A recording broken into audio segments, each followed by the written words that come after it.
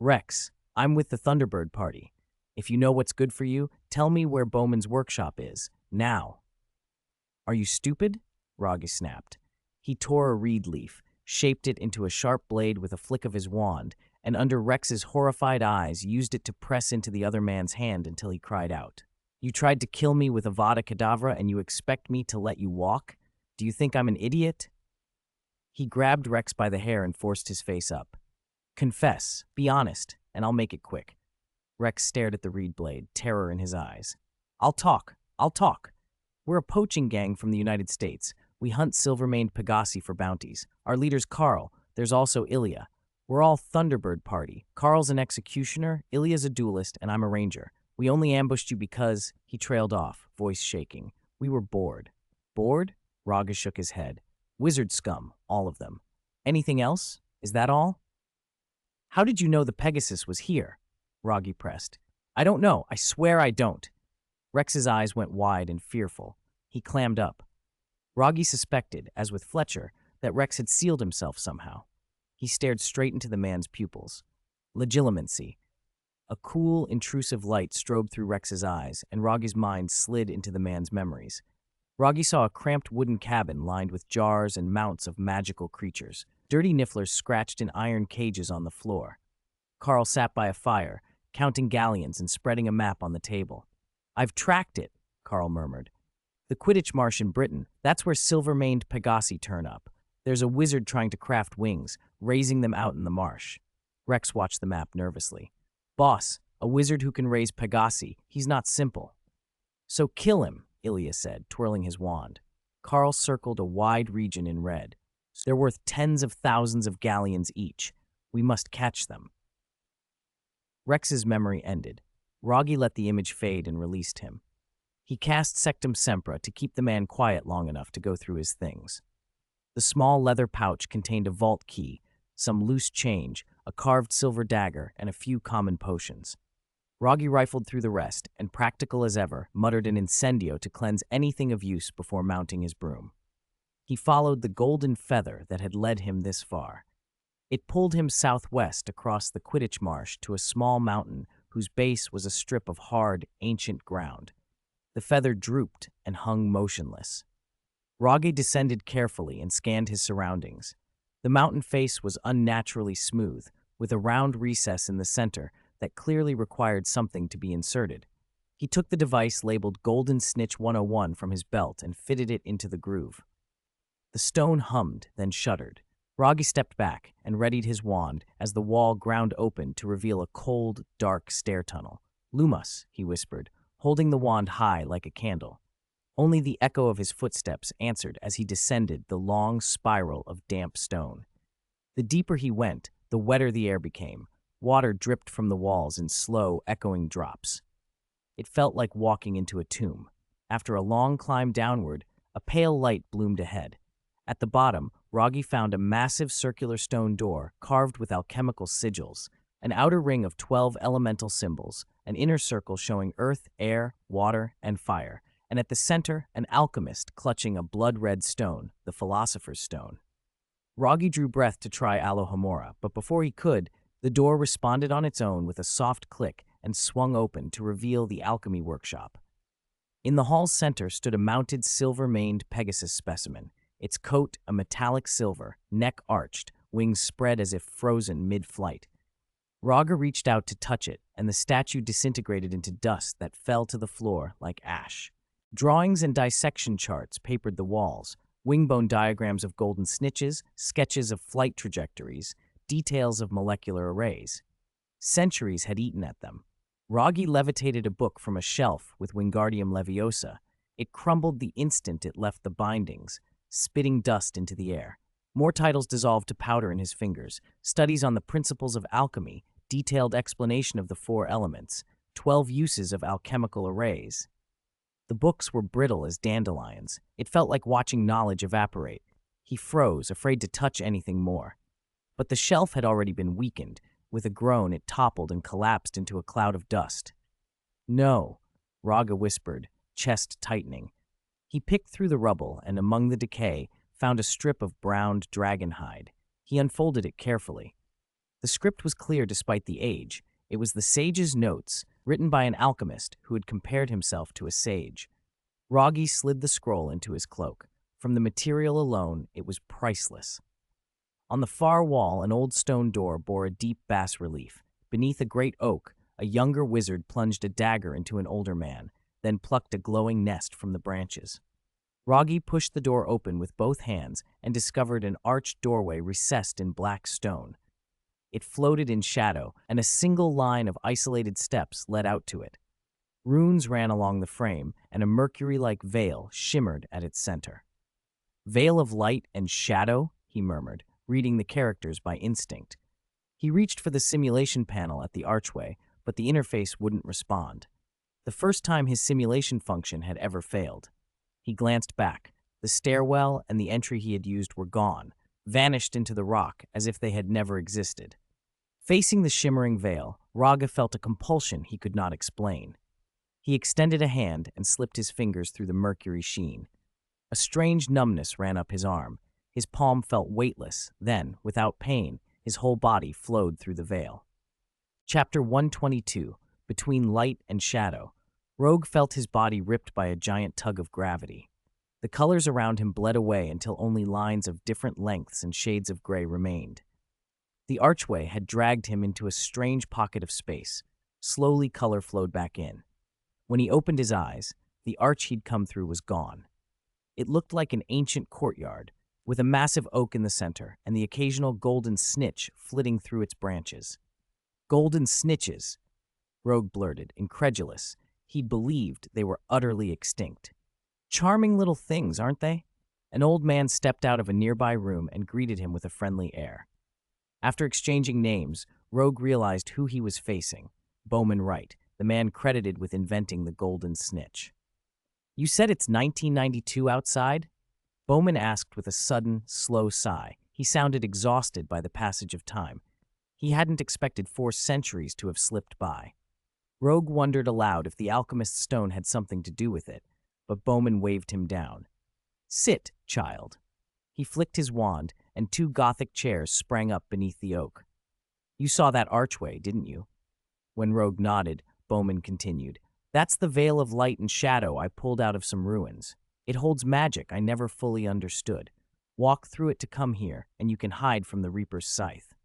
"I see," Bowman set his jaw, then added in a softer tone, "I walked through it when I was about to die. It let me survive." "Does that mean a wizard can live forever here?" Rogge asked, stunned. Bowman shook his head. "No, eternal life isn't a blessing. I am all alone. For centuries there has been no one to talk to." He trailed off and began to ramble, pouring out feelings he'd held for ages. Rogge waited, awkward. "How do I get out?" he asked at last. Bowman pointed behind him. "Through that big door." Rogge turned. There was a magnificent door in the wall, something he'd been certain hadn't been there when he arrived. Like the chairs, it had appeared without a sound. The silence around them felt wrong. For a moment, Rogge doubted the whole place. "Mr. Bowman," Rogge tested, "do you remember Golden Snitch number 101? The book says before you died, well, you only made 100 in public." Bowman blinked at first, then smiled with unnerving certainty. 101? Of course I made it. If you made it, why did no one ever hear about it? Oh, maybe I didn't have time to send it out into the world. Back then, there was always a Quidditch match to supply. Kept me busy. Bowman chuckled, but his answer made Rogge uneasy. He felt sure the man in front of him wasn't simply the genial inventor from the records. Something else was off. Rogue's hand was on his wand before he realized. "Who are you?" he demanded, aiming it at the older man. "I am Bowman Wright," the man said, "and my father was Bowman Wright before me." His smile was eerie. With a lazy wave of his wand, the courtyard dissolved into a world of light and shadow. Lines and crosshatches replaced color. The whole place looked like a living sketch. Rogge stared as his own body thinned into black and white light and shadow. The bowman across from him shifted. One moment a bent old man, the next a man in his 40s, gaunt, disheveled, a little filthy, then back again. His wand became a paintbrush. With a single stroke, he turned the courtyard into a mountain peak.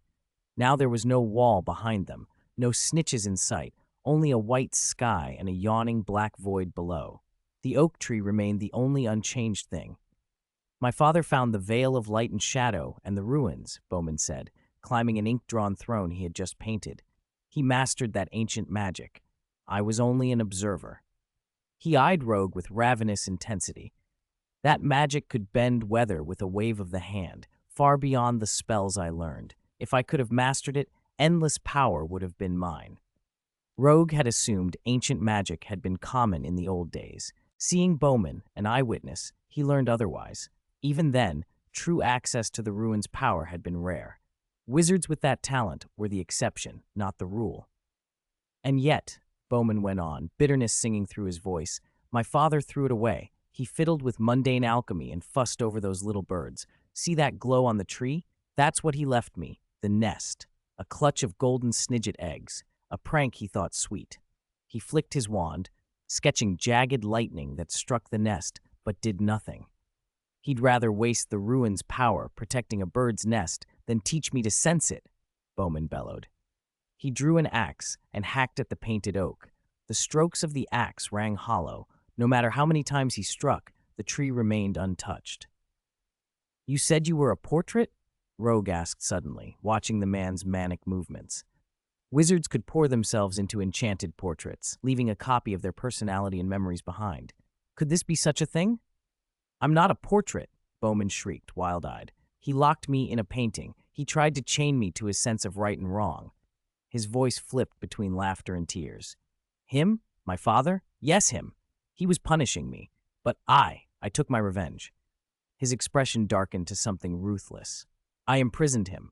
I broke him with Imperio, forced him to make golden snitches. Then I dressed like him and went to Godric's Hollow to sell them. Rogge's stomach dropped. Golden snitch number 101? You? Dream on if you think someone will save him, Bowman cackled. I'm his son. I know everything. My father? Bowman barked a laugh. Too bad you came too late. I killed him. His flesh is gone. He painted his father's face with a few cruel strokes. The wand then acted like an eraser. Flesh wiped away until only a skeletal outline remained. Bowman clutched at the drawn bones, lines of light and shadow, and scattered them into countless shards that glittered like splinters of charcoal. Rogge let his wand slip into his hand and sneered inwardly. He had suspected deception. Now he saw it. Bowman had once been wronged, then done wrong in return. The line between victim and villain blurred in the sketchlight. Trying to fight me with a wand? Bowman mocked, ripping his shirt open to expose his chest. Here, try Defindo. Defindo, Rogge snapped the spell, then another. Sectum sempra, lumos, incendio. His wand stuttered. Nothing answered. Spells that should have been routine fizzled at the tip of his wand. He tried to force them, to concentrate, to make something happen. The veil's place resisted. Ha, don't be ridiculous, Bowman crowed. It's pointless. Everything here is a copy, a painting. Even your wand is a fake. Only what I mean to be, is real. He laughed, and the sound filled the black and white world, as if to prove his claim. Rogge stood on the drawn mountain, alone against a man who painted his own reality and called it truth. Heh, this isn't my wand, it's my bone. Bowman laughed, rubbing away the painted lines of the wand until its true form was exposed, a slender finger bone. You? You're stunned, aren't you? Bowman climbed down from the throne and stared at him with contempt. My body and soul both fell into the light shadow veil. I have a body and a soul, but you only have a soul. Rogge Travis's mouth fell open. But I clearly walked in. Could the big door on the wall have been fake? A painting. He remembered pushing and pulling at the arch, only to have nothing react. Then it all clicked. The moment he touched the door, his soul had been sucked into the light shadow veil. The archway had been a baited trap. Old Bowman gained ancient magic through the light shadow veil, and I can too. He tried to calm himself, thinking of escape routes. Maybe ancient magic hadn't vanished at all, he realized. It simply needed a key, perception, to be perceived, then learned. If I can't master ancient magic, I can at least obliterate your soul and take your body. Bowman guffawed and transformed into a sketch god standing on a cloud of ink. He used the finger bone as a drawing tool and began to draw. Line segments arranged themselves like blades, zero-thin and razor-sharp, stabbing through Rogge's painted form. Acute angled arrows sliced him into cross-sections. Rogge ducked behind an oak tree in the painting, but Bowman only laughed and sketched more horrors. Dozen chariots with bladed wheels that severed his painted legs and feet. "Don't you feel pain?" Bowman taunted, striding over. He plucked Rogge's painted head free, and as though it were a toy, stuck Rogge's severed arm on top of it like a hat and attached the 2 feet to his chin. He delighted in tearing the figure apart and assembling it anew. Rogge, forced to endure the performance, cycled through anger, numbness, then cold detachment. Something, though, nagged at him. If this truly was his soul being mangled, such mutilation should not be so casual. Soul-cutting was forbidden, arcane. Even the most infamous dark wizards would treat it with dread. Yet Bowman shaped Rogge's essence like modeling clay, paying no visible cost, and Rogge did not feel pain. Bowman, sensing the indifference, grew more brutal. He began to erase limbs with a smile. Rogge thought of everything he had seen in the alchemy workshop, the relief sculpture, the arch. He looked at the oak tree beside him. It matched the relief on the wall. A thought slid into place. "Let you look around," Bowman said, and gouged out Rogge's eyes, kneading the painted eyeballs into a mass of ink. But the loss of sight didn't leave Rogge blind. It clarified him. The bird's nest in the real oak tree glowed with golden light, and beyond the painting's surface, a few eggs faintly shimmered. Bowman's words echoed, "This was not my soul, it was my perception." Everything he was doing simply cut and pasted Rogge's sensory world. His physical body remained outside the surface of the painting. No matter how the painted world was mangled, as long as his will held and his body remained intact, his perception could not be truly erased. Bowman kneaded the painted head into a black dot, triumphant. He thought he had wiped Rogge's soul. Then Rogge's voice filled the painted world, calm and certain. "A plane that loses a dimension will curl into a point. When a point loses a dimension again, it expands into a new world."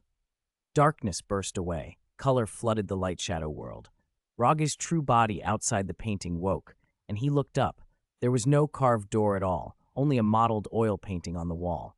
He focused, and the mottled texture peeled like old varnish. Brushstrokes retook color and reassembled according to his will, painting a new scene. The little Bowman inside squirmed, now smeared with odd colors, and turned to look outward with furious eyes. Rogge felt a cleansing surge through his spirit. He closed his eyes and sensed light motes floating within reach. When he reached, they felt as tangible as wind in his hand.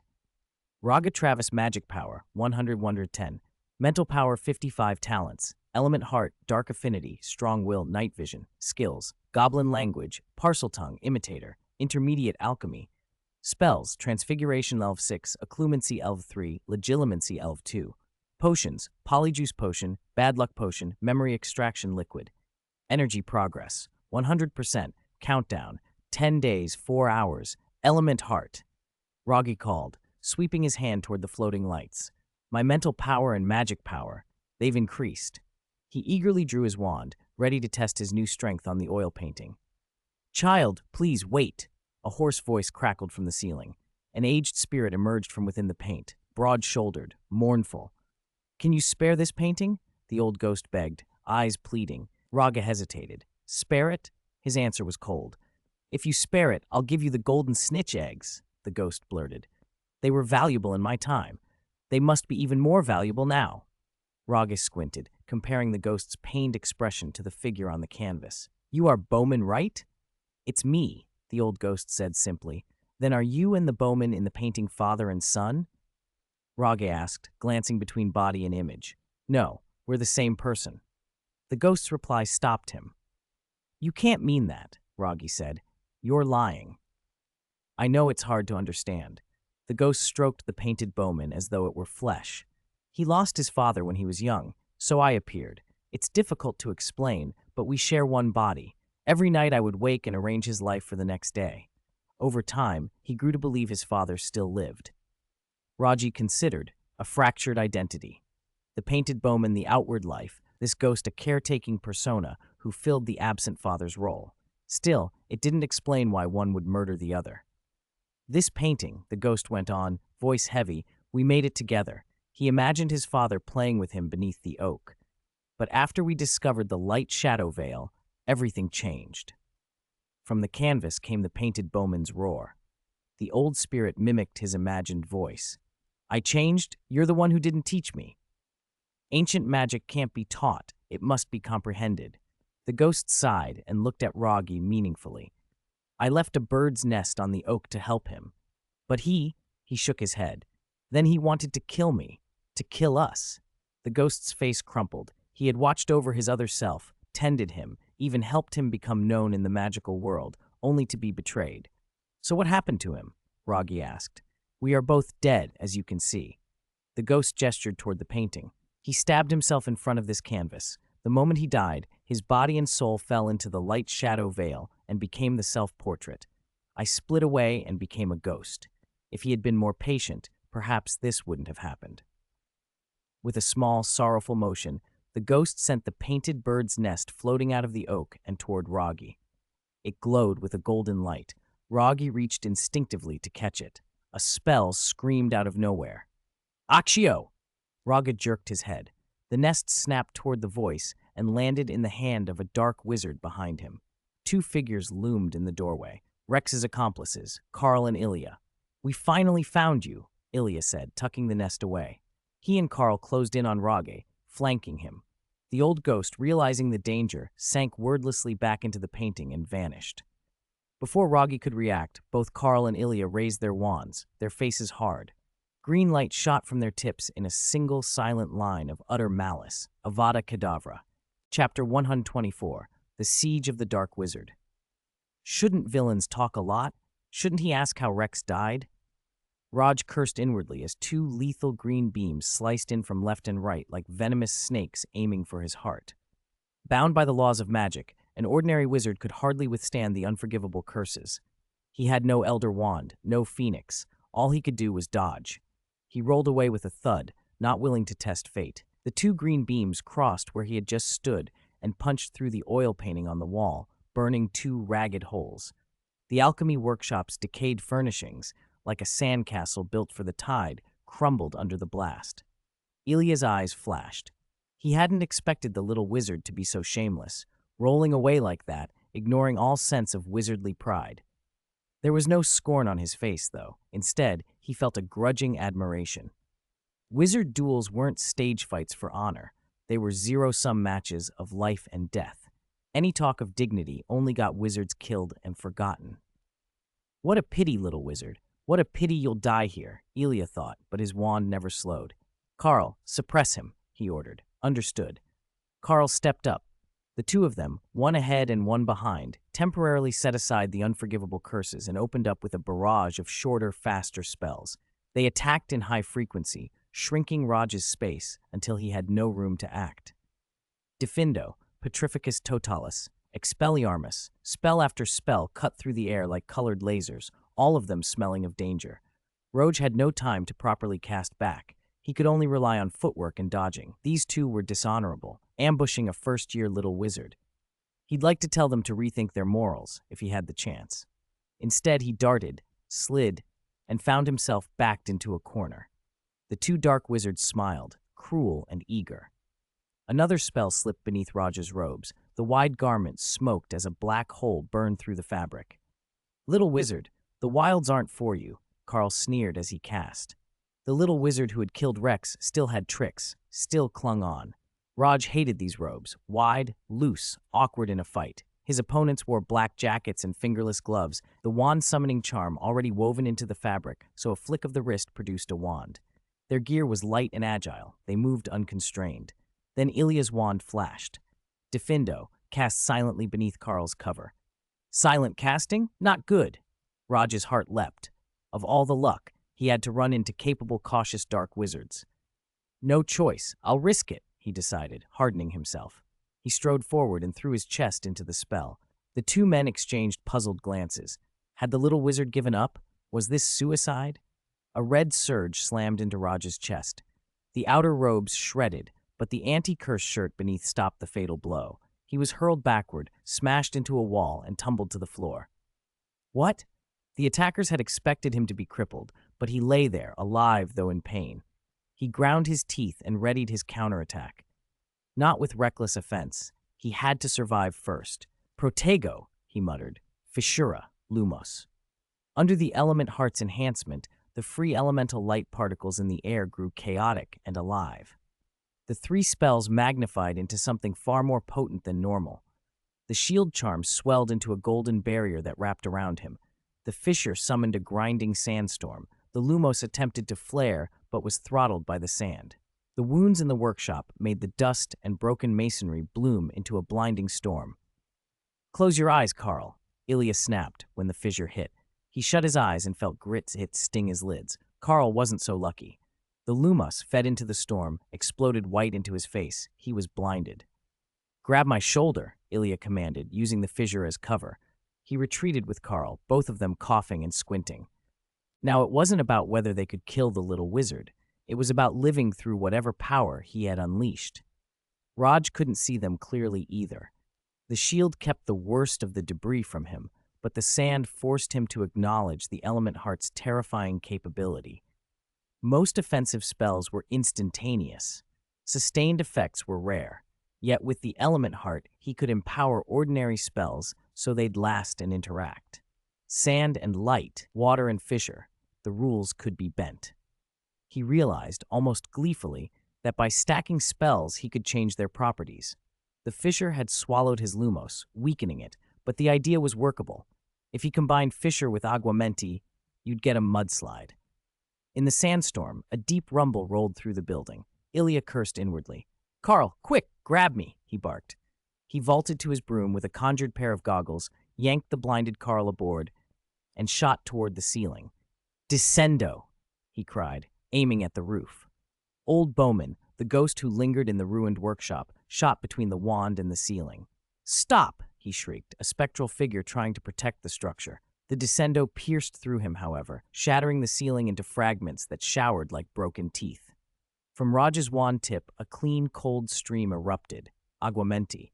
It swept into the fissure and met the airborne sand. Water met sand and became a rolling, clinging mudslide that smashed through everything in its path and poured out of the alchemy workshop. "My wings!" Old Bowman wailed as a pair of pure white wings, their home torn from the ceiling, floated down among the debris. The ghost snatched at them with desperate, empty hands. "Wings, Axio!" Rogge commanded. The wings snapped into his control. He grabbed them and, mounting his broom, shot free through the broken roof into the open night. The marsh below glimmered under a crescent moon. The ruined workshop was a torn scar. Old Bowman floated after him, shrieking for their return. "Give them back!" he howled, a banshee maddened with loss. Rogge clapped his hands over his ears, but the sound still made his head ring. Ilya ignored the chaos behind him. He held Carl on the broom. Carl stumbled and spat grit and wanted to curse the little wizard with something far crueler than a diffusion, and they zigzagged through the reeds like hunting dragons. Carl, blind, could do little but cling on. Old Bowman paid no attention to the smoking painting in the ruins. He chased Rogge's broom across the marsh, floating alongside and scolding him about his wings. "Are those the wings of Icarus?" Rogge called back, waving the feathers and keeping his balance. "No, I won't let a fool who flew toward the sun sully my work." Old Bowman snapped, glaring at him as if the insult had been aimed at his masterpiece. Chapter 125, I Have a Plan. This is my masterpiece, an alchemical miracle combining the golden snitch and the silver maned Pegasus. I call them the Daedalus wings. They're better than a golden snitch. The broom you're riding is nothing compared to them. Give them back to me. Give them back. The old ghost kept chattering in Rogge's ear. Rogge couldn't shake him off and had to focus on chasing Ilya, accelerating as fast as he dared. Ilya skimmed low over the marsh, weaving through the reeds. Rogge trailed above, forced to climb and follow the tilt of the grass. "Carl, can you see yet?" Ilya asked without turning. Rogge was biting hard, clearly trying to kill them. If they couldn't shake him, they'd end up like Rex, dead in the Quidditch marsh. "No, I still can't see. Everything's white when I open my eyes." Carl answered, swallowing his fury so he wouldn't alarm Ilya. "Is he still on us?" "Yes, for God's sake, that cursed Nimbus 2000. Ilya snapped. His broom had been an ordinary model upgraded here and there. Against a modern Nimbus, it was sluggish, and with 2 adult wizards aboard, it slowed even more. Fortunately, Ilya's piloting was good. Short, precise maneuvers kept Rogge just behind them, unable to close the gap. "This won't work," Ilya muttered, watching Rogue draw nearer. Then he turned and his face hardened. I have a plan. Tell me, Carl said without hesitation. He hadn't always trusted Ilya like this, but blinded and with his life on the line, he had no choice. Up ahead, there's an open stretch. You keep the broom flying straight. I'll slip off and try to take him out. Carl went silent for a heartbeat, thinking perhaps to hurl Ilya off the broom, but then he nodded.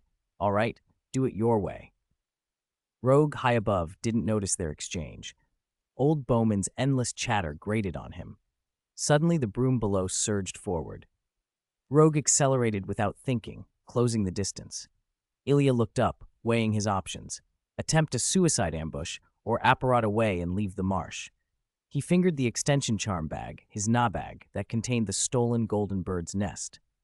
He didn't know its exact value, but the nabag on Carl held 2 captured silver-mane pegasi that would fetch 100,000 galleons at auction back in the States. He wrestled with the thought of abandoning Carl. How could he explain it? An executioner, a duelist, and a ranger, 3 adult wizards dead, 1 escaped by a little wizard? The Thunderbird party back home would never believe it. The question was answered for him. Carl, still unable to see the horizon, believed they were flying straight and suddenly plunged into the water. Ilya cursed inwardly, wasted no time, and apparated away. Rogue sensed the magical disturbance and wrenched the broom into evasive maneuvers, darting to and fro, eyes fixed on the puddles and distant reeds. Carl screamed in the water, blindly casting spells. The Thunderbird executioner realized his fate, and memories of torturing others twisted his mind toward fury. The reeds whispered and the wind rattled. Rogue, expecting a trap, cast Lumos to pierce the gloom. The marsh lit like a second moon. Rogue searched the reeds and water but couldn't find Ilya. Escaped? He muttered, swatting the old ghost aside and heading for Carl. Carl screamed at the ghost's voice and fired spells wildly through it. The beams passed through the apparition and fizzled into nothing. You damned little wizard, don't even think about catching me, Carl bellowed. He shoved his wand into his mouth and cried, Avada Kedavra! A green flash erupted from his mouth, and he collapsed, dead. Rogue stood over him and sighed. Am I that terrifying? He pulled Carl's body from the marsh and searched.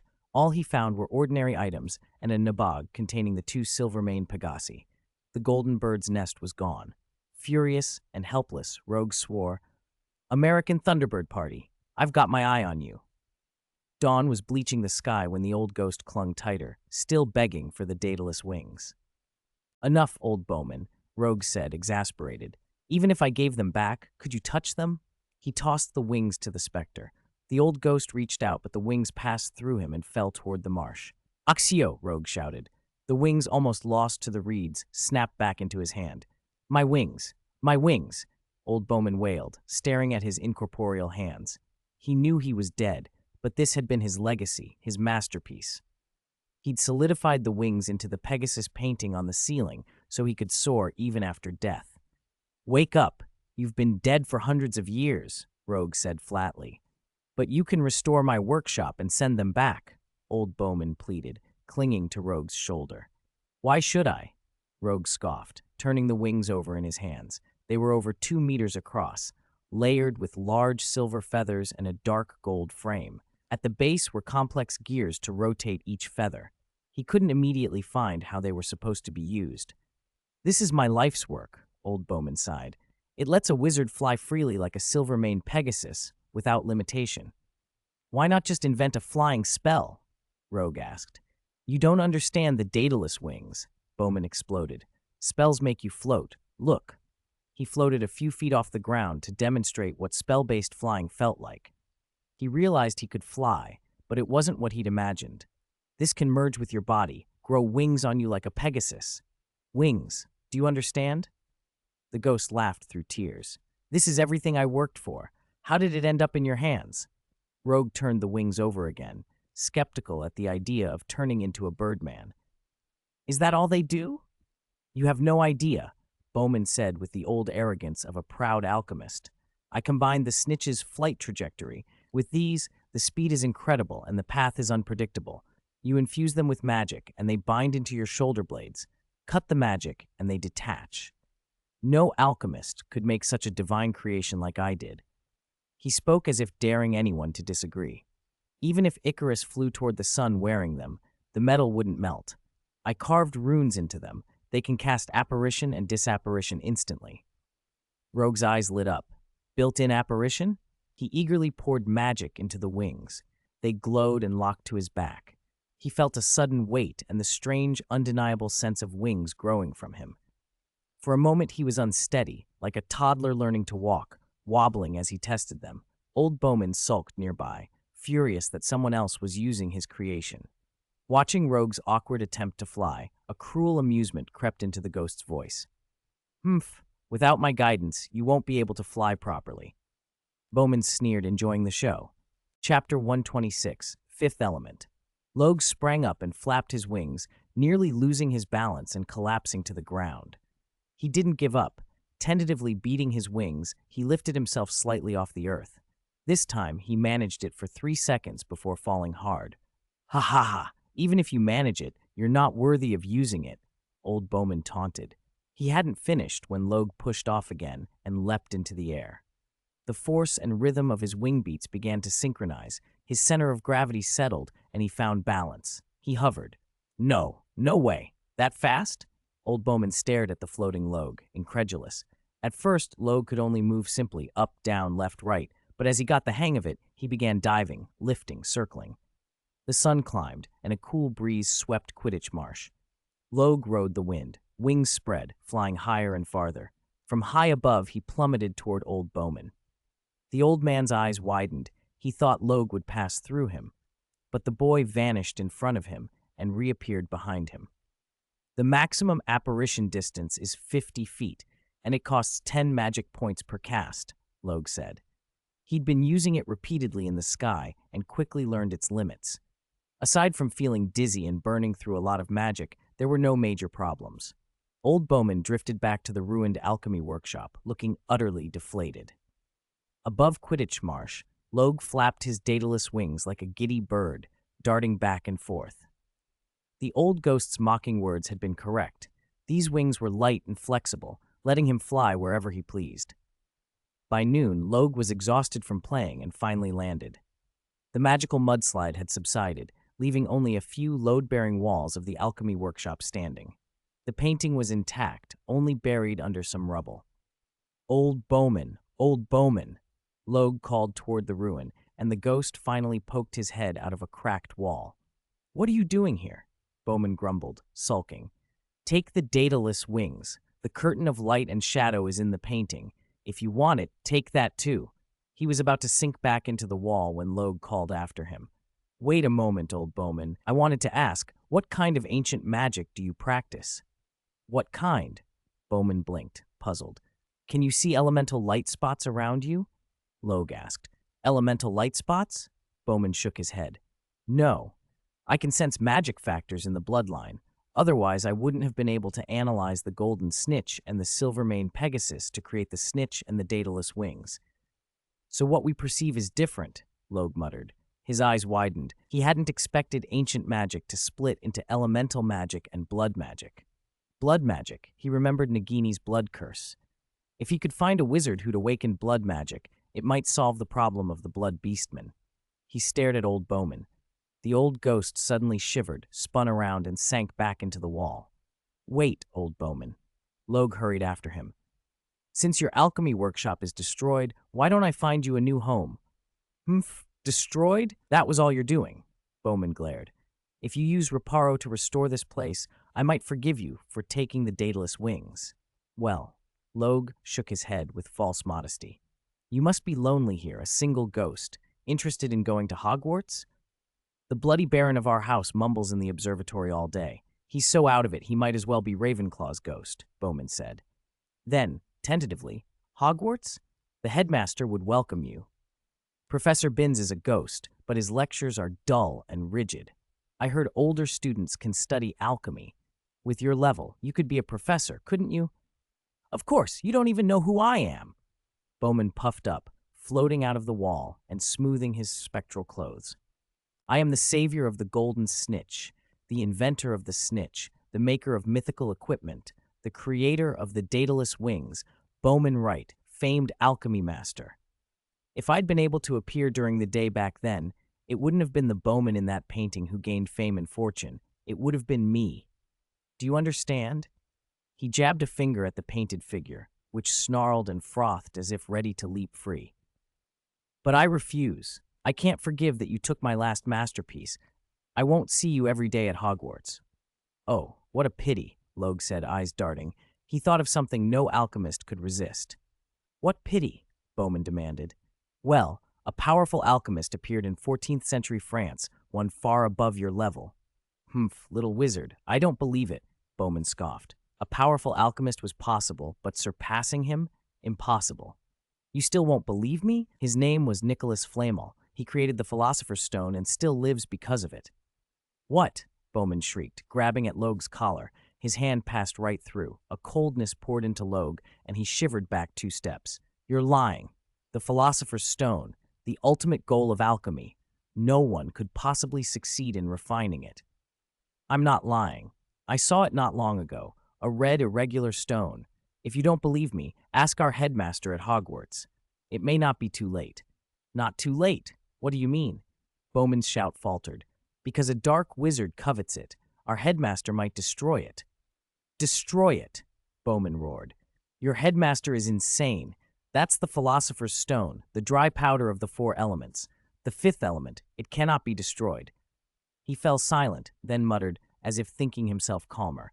The Philosopher's Stone is the 5th element, the perfect purifying of all elements. As the ultimate element, once refined, it becomes absolutely indestructible.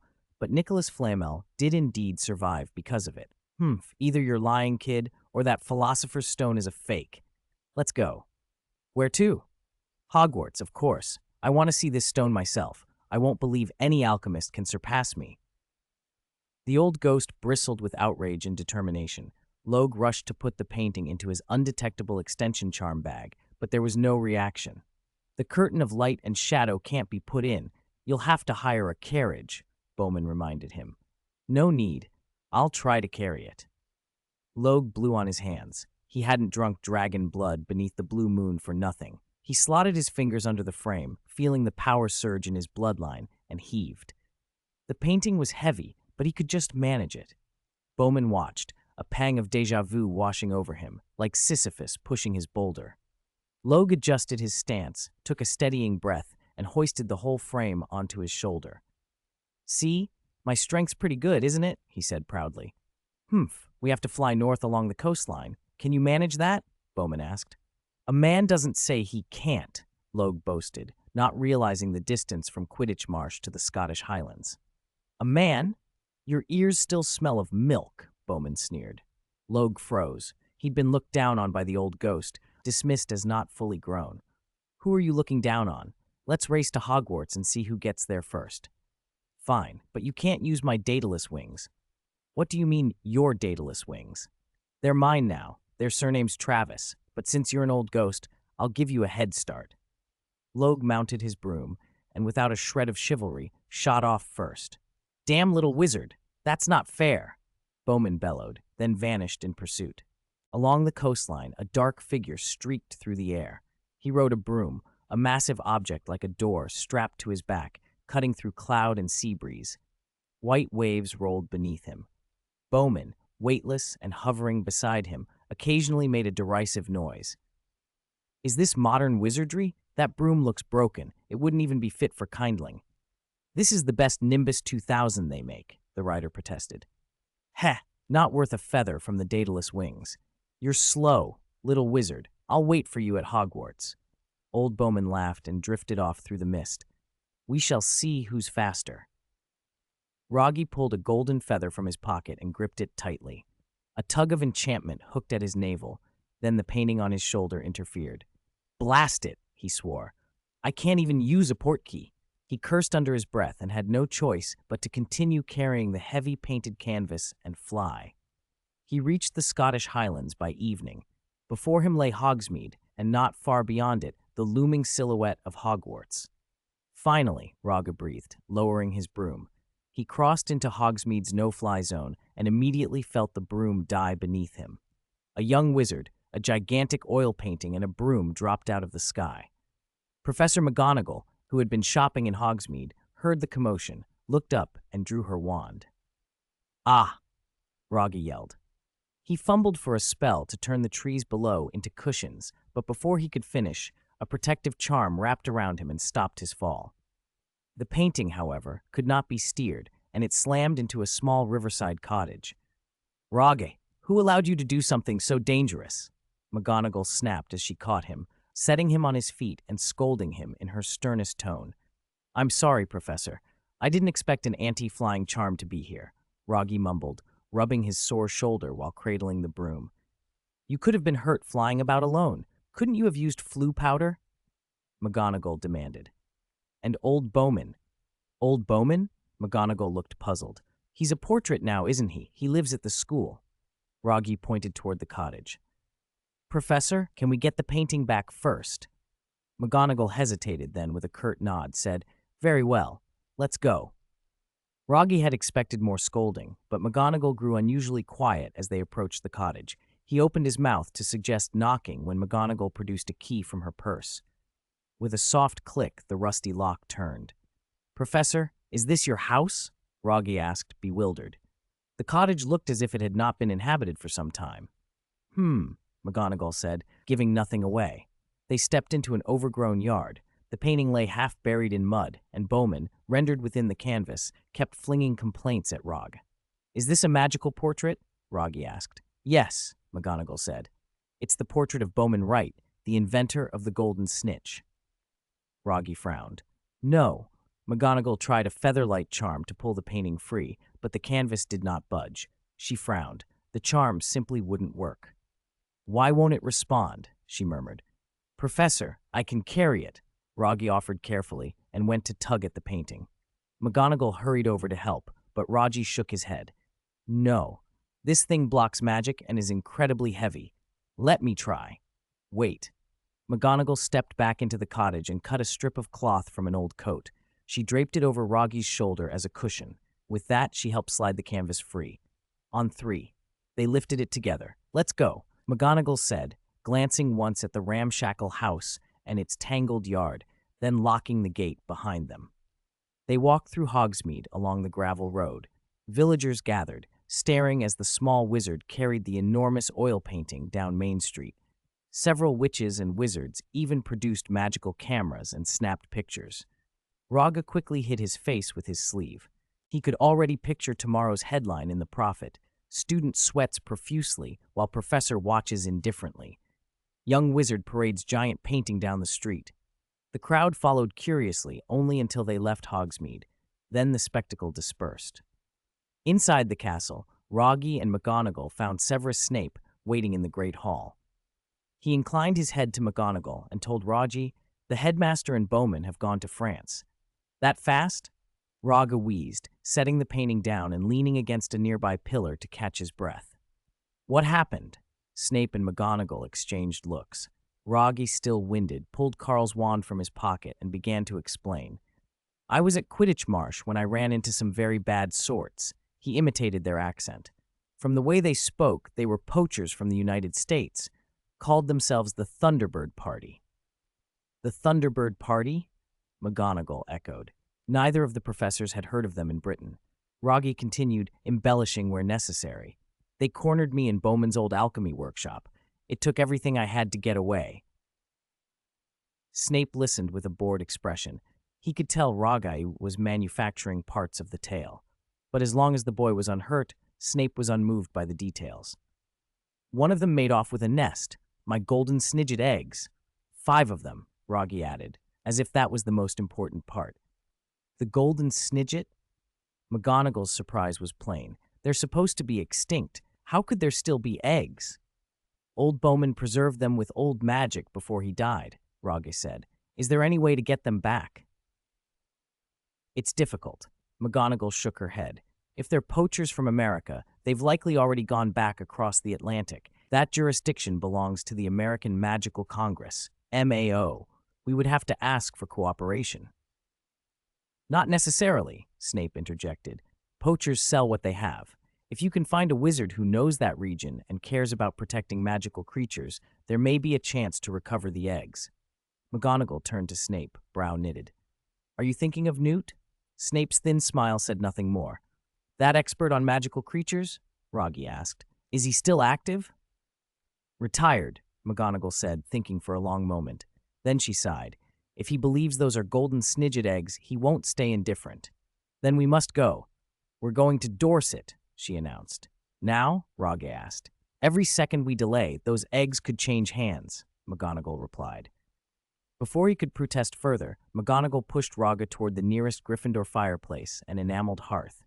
He shouted to Snape as he tumbled in, Professor, please tell my family, and please, help with the painting. Snape made a noise that was halfway between a snort and a scoff and turned away. Chapter 128, Newt's Magical Paradise. Dorset County lay quiet in southwest England, where Newt and his wife Tina had settled after his retirement. Professor Minerva McGonagall, lantern in hand, walked across a grassy lawn with the little wizard Rogge at her side. From the warmly lit cottage ahead came the occasional strange sound. A Kneazle lounged on the porch rocking chair, enjoying the cool air. When it saw them, it gave a sharp cry, sprang down to McGonagall's feet, its lion-like tail erect, and rubbed against her legs. All right, Hobby, McGonagall said, scooping the creature up and stroking its large ears. She moved around the cottage like she belonged there. This is a Kneazle, a magical creature. Newt and Tina look after these animals. Let's go inside. She pushed the door open, and two more large-headed Kneazles trotted in, clearly fond of her. The house was cozy. Through a window, they could see a small back garden. Inside, a neat old table bore a woven basket of fruit. Sofas were scattered with fluffy cushions, and an old-fashioned bookcase lined the wall, its volumes much thumbed. A roar came from under the bookshelf. Rogge leaned forward to investigate and peered into a large trunk beneath the shelf. Is this Newt's case of magical creatures? McGonagall asked. Who is it? Tina's voice answered. She crawled out of the trunk and, seeing Minerva, waved cheerfully. Minerva, you're here. Wait a moment. Newt and I are checking the Kelpie. You two go on, McGonagall said. Tina nodded and slipped back into the trunk.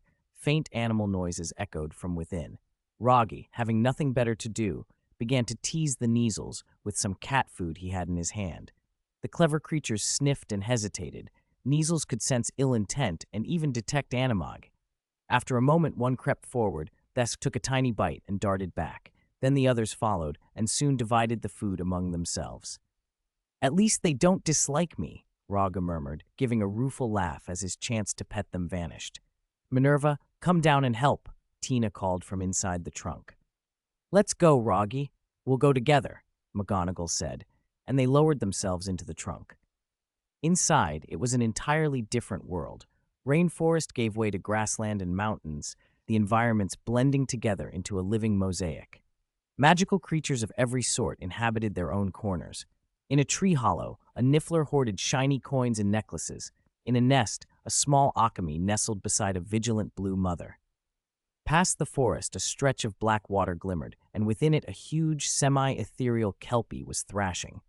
Riding the Kelpie's back was Newt Scamander himself, still agile, one hand on the creature's neck and reins. He held the Kelpie steady with soft commands until it began to calm. Tina, the injection, he said as he floated to the surface. Seeing McGonagall and the little wizard, he grinned.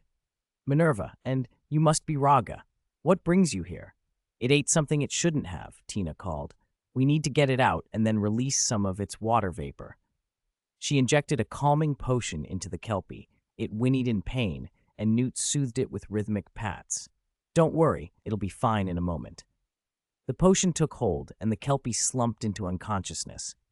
Tina fished in her kit and peered into its wide mouth. Minerva, can you conjure a pair of pliers? No problem. McGonagall plucked a piece of seaweed from the water, tapped it with her wand, and turned it into a long-handled pair of pliers. Newt slipped his head inside the Kelpie's mouth, his wand casting a soft light to reveal whatever the animal had swallowed. Stones, driftwood, a clump of seaweed, and finally, a large turtle shell. Newt examined the shell, and relieved to find the turtle unharmed, eased it free and lowered it back into the water. Little fellow, don't end up in the Kelpie's stomach next time, he chided softly. He then poured a restorative draught into the creature's mouth. The Kelpie sneezed and blinked awake, grateful. Long time no see, Minerva, Newt said, smiling. "And who's this?" he asked Rogge. "Mr. Newt, I'm Rogge," Rogge said, bowing slightly. "Professor McGonagall and I hoped you might help us with something." "What is it?" Rogge explained hurriedly. "We found a nest of golden snidget eggs at Quidditch Marsh, but they were stolen by poachers from the United States." "Golden snidget eggs?" Newt's brow furrowed. "Yes, Bowman Wright had used ancient magic to protect a nest of birds. I only discovered the place yesterday. The thieves were called the Thunderbird Party. They wear black jackets." Newt's expression sharpened. "The Thunderbird Party? They've been a problem in the States for some time. Why would they come here?" "If they really took golden snidget eggs, we must act," Newt said. "Do you have any leads?" "The only survivor escaped. He's a duelist named Ilya from the Thunderbird Party. Their current mission was to capture a silver-maned Pegasus." Rogge's voice tightened. "He probably won't keep the eggs. He'll sell the nest." Newt exchanged a look with Tina. "We need to go to the United States." Tina handed Newt his coat and his battered case. "Be careful," she said, "and don't take the wrong case." Newt felt a pang at the sight of the case and thought of his old friend Jacob, now gone. "We can't use the flu network for this," he told McGonagall. "Why not?" "The Magical Congress of the United States is practically a sieve at the moment. They've embraced a freedom of information movement. News goes everywhere instantly. The Thunderbird Party has sympathizers across the country. We need to get there without drawing attention." McGonagall considered and shook her head. "And we won't, Apparat. Rogge hasn't learned it. Young wizards can suffer disastrous misfires, pieces of them left behind, a splitting. Too risky." "How about a broomstick?" she suggested to Rogge, but Rogge shuddered at the thought of flying so far. "Across the Atlantic? A plane, then," he offered. "A muggle machine you can sleep on from London to New York." Newt looked intrigued. "A plane," they agreed. A bit of considerate magic did the rest. The trio's clothes altered to something more modern. Newt's suit turned a sensible gray, and passports and visas were arranged in the blink of an eye. With their illusions and documents in order, Newt, Tina, McGonagall, and Rogge took a taxi to London, passed through the waiting lounge, and boarded a direct flight to New York. It was McGonagall and Newt's first time on such a muggle contraption. They poked and peered, marveling at the engineering and exchanging questions about how muggles made such a thing fly. A first-class flight attendant approached with a practiced smile.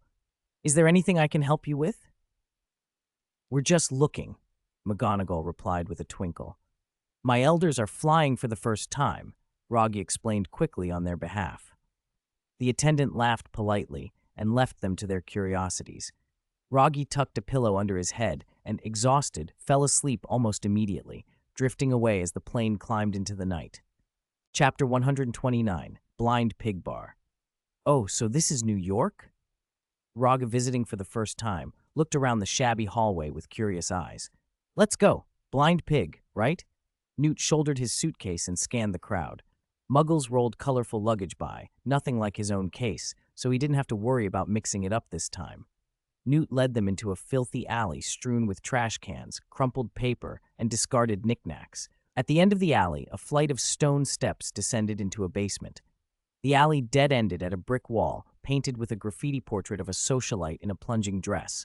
The painted eyes seemed to follow them as they walked past. Newt rapped on the door 4 times. A bolt slid back, and the painted eyes shifted with it to reveal the watchful face of a doorman. "Is Nalrak here?" "Who are you?" the doorman asked, eyeing their clothes and tightening the bolt. Before Rogge could reply, the door swung fully open. "Isn't this the master of magical creatures, Mr. Scamander?" A broad-shouldered goblin stood in the doorway, Nalrak, the man Newt had come looking for. He wore a black pinstripe suit and a scar over one eye that had nearly closed it forever. He flicked his cigar and sneered. "Old friend, come inside and talk." Nalrak stepped aside, and they filed into the pub. The Blind Pig was full of the underbelly of New York's magical community, rowdy wizards and witches, petty criminals, and notorious faces whose wanted posters hung framed on the walls. Some patrons drank with brazen pride. A few tipsy souls tore their own posters down and climbed atop tables to sing. On the small stage, a glamorous goblin crooned over a jazz band. The music was smoky and intimate, the sort played in red light districts, soft enough not to spoil the mood. Nalrak sank into a sofa and a house elf hurried over with drinks. What a rare guest. How's my bowtruckle doing? He asked Newt. Nalrak, you betrayed us, reported us to the Magical Congress, Newt began. No, reported, Nalrak corrected, glancing at the case beside Newt's hand. He was about to press the point when Rogge interrupted with a polite grin. Hey, do you have any juice? And this is? Rogge, just a small-time wizard. Rogge took the offered drink and smiled at Nalrak. Scamander, I take it you asked us here because something can't be solved through ordinary channels. I can forget what happened before, but help comes at a price. Nalrak, you misunderstand, Newt said, and Rogge gave him a small signal to let him handle it. We need to find someone. Mr. Newt believes you have the means, so we came to ask. The goblin singer gestured with her wand as she sang. Rogge watched, amused. Goblins use wands now? This is the United States, not Britain. We're not as regulated. What's the harm? Nalrak shrugged, pride in his tone. Of course we can use wands. Rogge listened for a moment, then switched into gobbledygook. Nalrak's brow rose. Newt and McGonagall exchanged surprised looks. It's rare to hear someone speak such fluent gobbledygook, Nalrak said. I don't like your accent. You've got a Gringotts flavor. I need to find a duelist from the Thunderbird Party, Rogge said. Can you do that? Nobody from the Thunderbird Party is easy to find, or to offend, Nalrak warned. You don't need to offend them. We'll talk price. Rogge leaned back. Nalrak's eyes flicked to the small case by Newt's side. I want the bowtruckle. Newt stiffened. Can it be something else? Galleons? I'm not a Gringotts agent, and I don't care for galleons, Nalrak replied. Give me the bowtruckle, and I'll find your duelist. McGonagall's face set in a hard line. We can't just hand over one of Newt's creatures. For the golden snitch, maybe, Rogge began. No. Both Rogge and McGonagall said at once, cutting the idea off. We won't trade creatures for favors. These people are untrustworthy. They'll take it and sell us out. Rogge shook his head and then, without warning, he changed tactics. He looked straight at Nalrak. Have you thought it over? Nalrak, be smart. I'm not just Mr. Newt. New York is big. Someone else will help me if you won't. Rogge's tone was casual, but it carried an edge. Are you threatening me? Nalrak's scar made his expression harder. The two men sized each other up, neither yielding. Threatening you? Rogge said, and then, quick as lightning, he cast Accio. Nalrak's cigar slipped from his hand, and the singer's wand flew out in the same motion, clattering onto the bar. The singer startled, but continued the song at a nod from Nalrak. Newt and McGonagall exchanged worried glances. Communication had clearly not gone smoothly. Nalrak slammed his fist on the table. This is the United States. This is my turf. So what? Rogge stood and closed the distance between them in 2 strides. Coming here should have been an honor. Who do you think you are? A goblin hiding behind a curtain. He grabbed Nalrak's tie with one hand, pinned him to the counter, and with the other plucked Nalrak's cigar and slowly stamped it out on the goblin's sleeve. The gesture was brutal and humiliating. Nalrak stared, half frightened. This small wizard's strength was no small thing. Who did this to your eye? Rogge asked, leaning in. What does that have to do with you? Nalrak stammered. The question sounded feeble against Rogge's unblinking stare. Rogge let out a laugh, sharp but oddly amused, and released Nalrak's tie. He smoothed the goblin's rumpled jacket with an almost tender motion. Relax. I was only joking, he said. Then, loud enough for the whole room to hear, he clapped his hands on the bar and declared, Mr. Nalrak is buying drinks for everyone tonight. A howl and a cheer rose from the patrons. The tension bled away as Nalrak's men saved face. The band ramped up the tune, and the crowd's revelry returned with gusto. Rogge shot Newt and McGonagall a reassuring look. After the display, the two sides talked more frankly, each making their positions clear. They traded arguments and counter-arguments without holding back. Now the negotiations had reached a pause. Both parties were waiting for the other to yield. They sat in that smoky, noisy room. The goblin, the wizard who had strong-arm tactics in his pocket, and the 2 guests from elsewhere, while the blind pig went on around them, and the jazz and laughter swirled as the evening deepened. Nalrak loosened his collar and coughed twice. He glared at Rogge before agreeing to help. Who are you looking for? Ilya, Rogge said. The duelist from the Thunderbird Party. He, Executioner Carl, and Ranger Rex went to Britain to steal a Silvermane Pegasus a while back. They only returned either yesterday or today. Just him? Nalrak asked. Just him. Rogge's expression was flat. I've already sent Carl and Rex to meet death. Nalrak blinked. Damn, what sort of young wizard is this? Are American wizards all like that now? He turned to Newt. He still preferred Mr. Scamander. Cunning, perhaps, but not murderous. Give me 1 day, Nalrak said. 1 day, Rogge repeated. Mr. Nalrak, Newt said, a note of appeal in his voice. It seems your influence might be limited. I need to know where Ilya is by noon, Nalrak answered. All right, but the price will double. Rogge pushed the terms. Nalrak glanced at him, weighing the cost with an all-too-goblin eye. 3,000 galleons. Oh ho! Rogge smirked, amused that Nalrak still managed to haggle in the face of danger. Don't look at me like that. I need to survive too.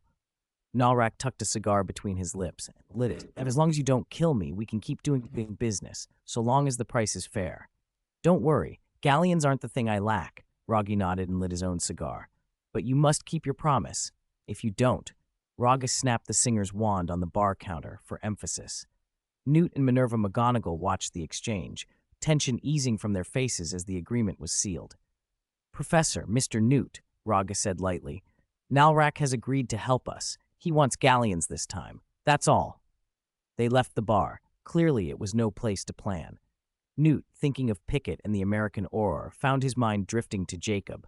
He remembered giving Jacob the pure silver Occamy eggshells so he could open his bakery, Kowalski.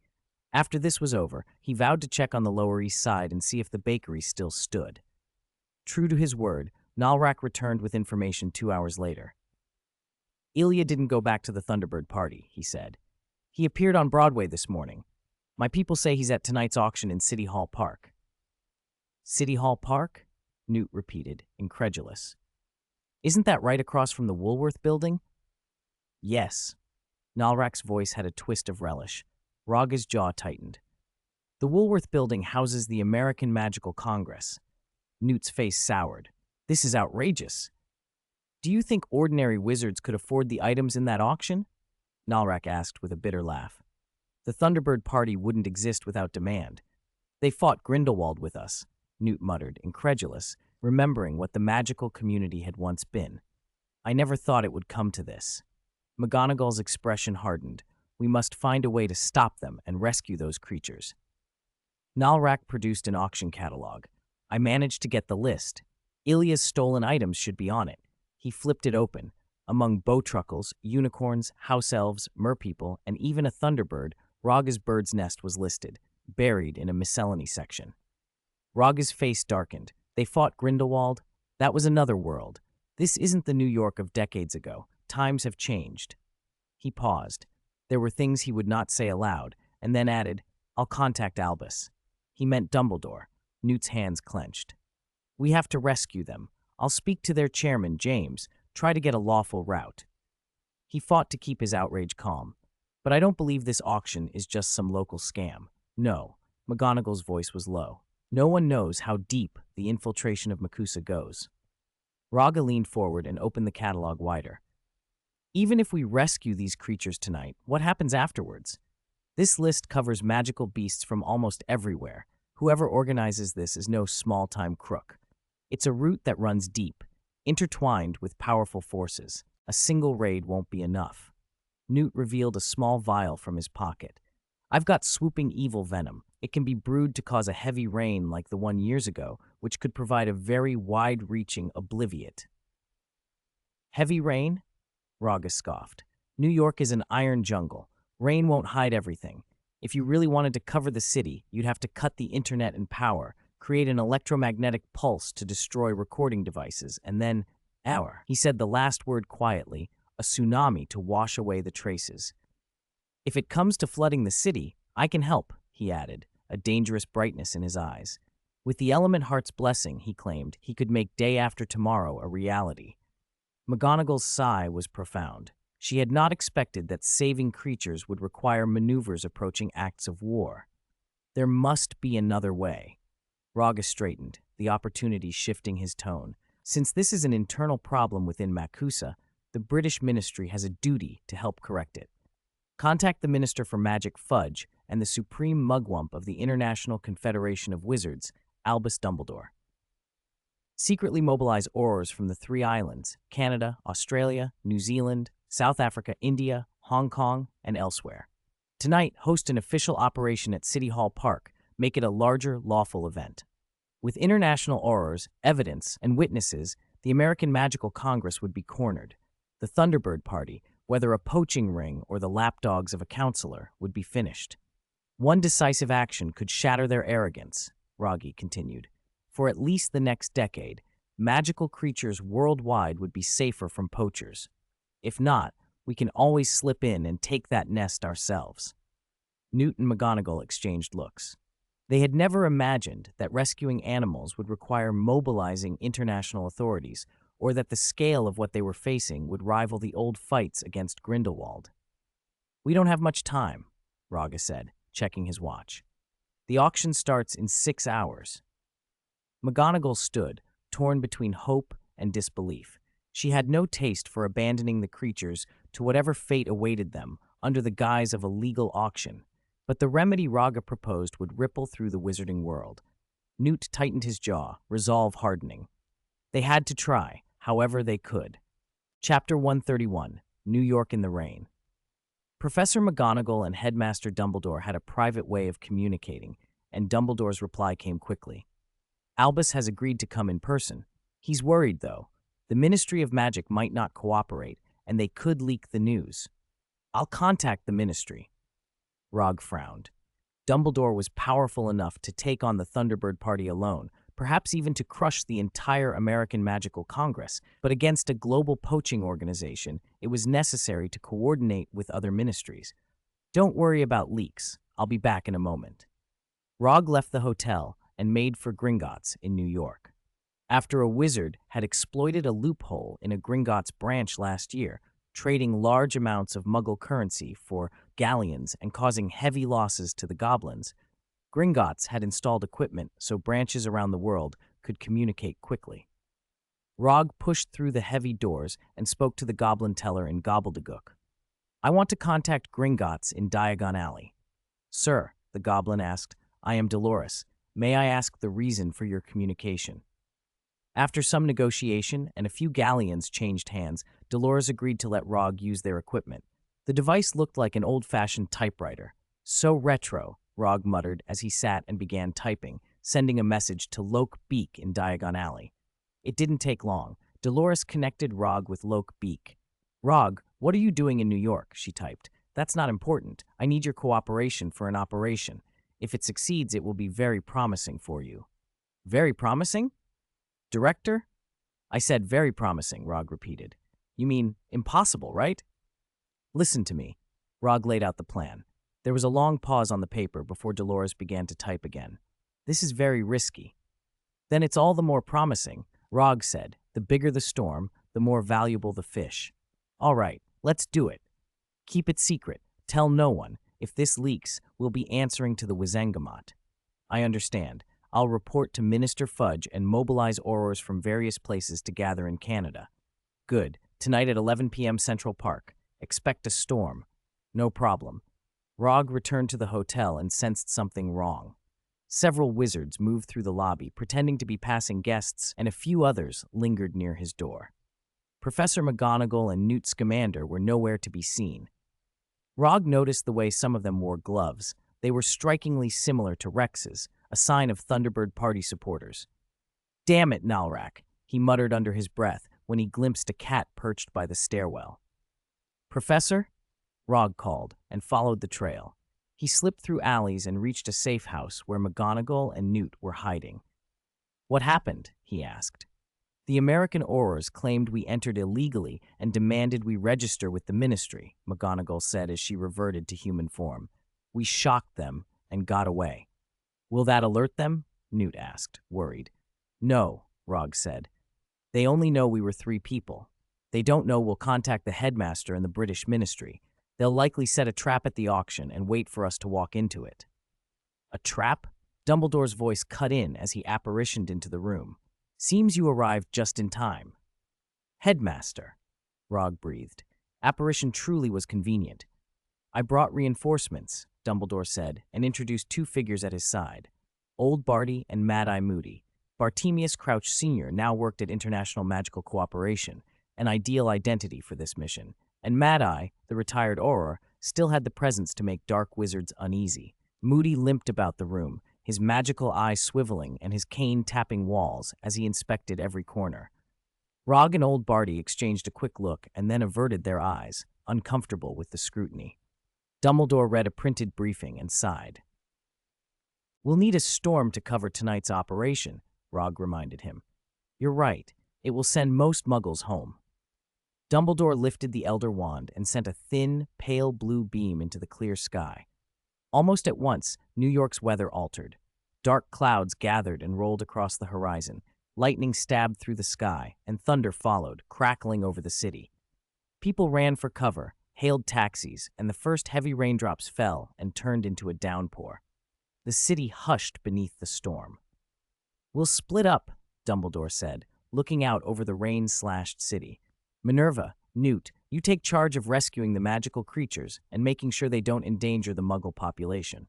Old Barty, Moody, you'll seal off the auction with me. Tonight's operation must be covert. We can't expose the wizarding world to Muggles." "And me?" Rogge asked. "You'll monitor the perimeter," Dumbledore said. "If any wizard tries to escape, alert us immediately.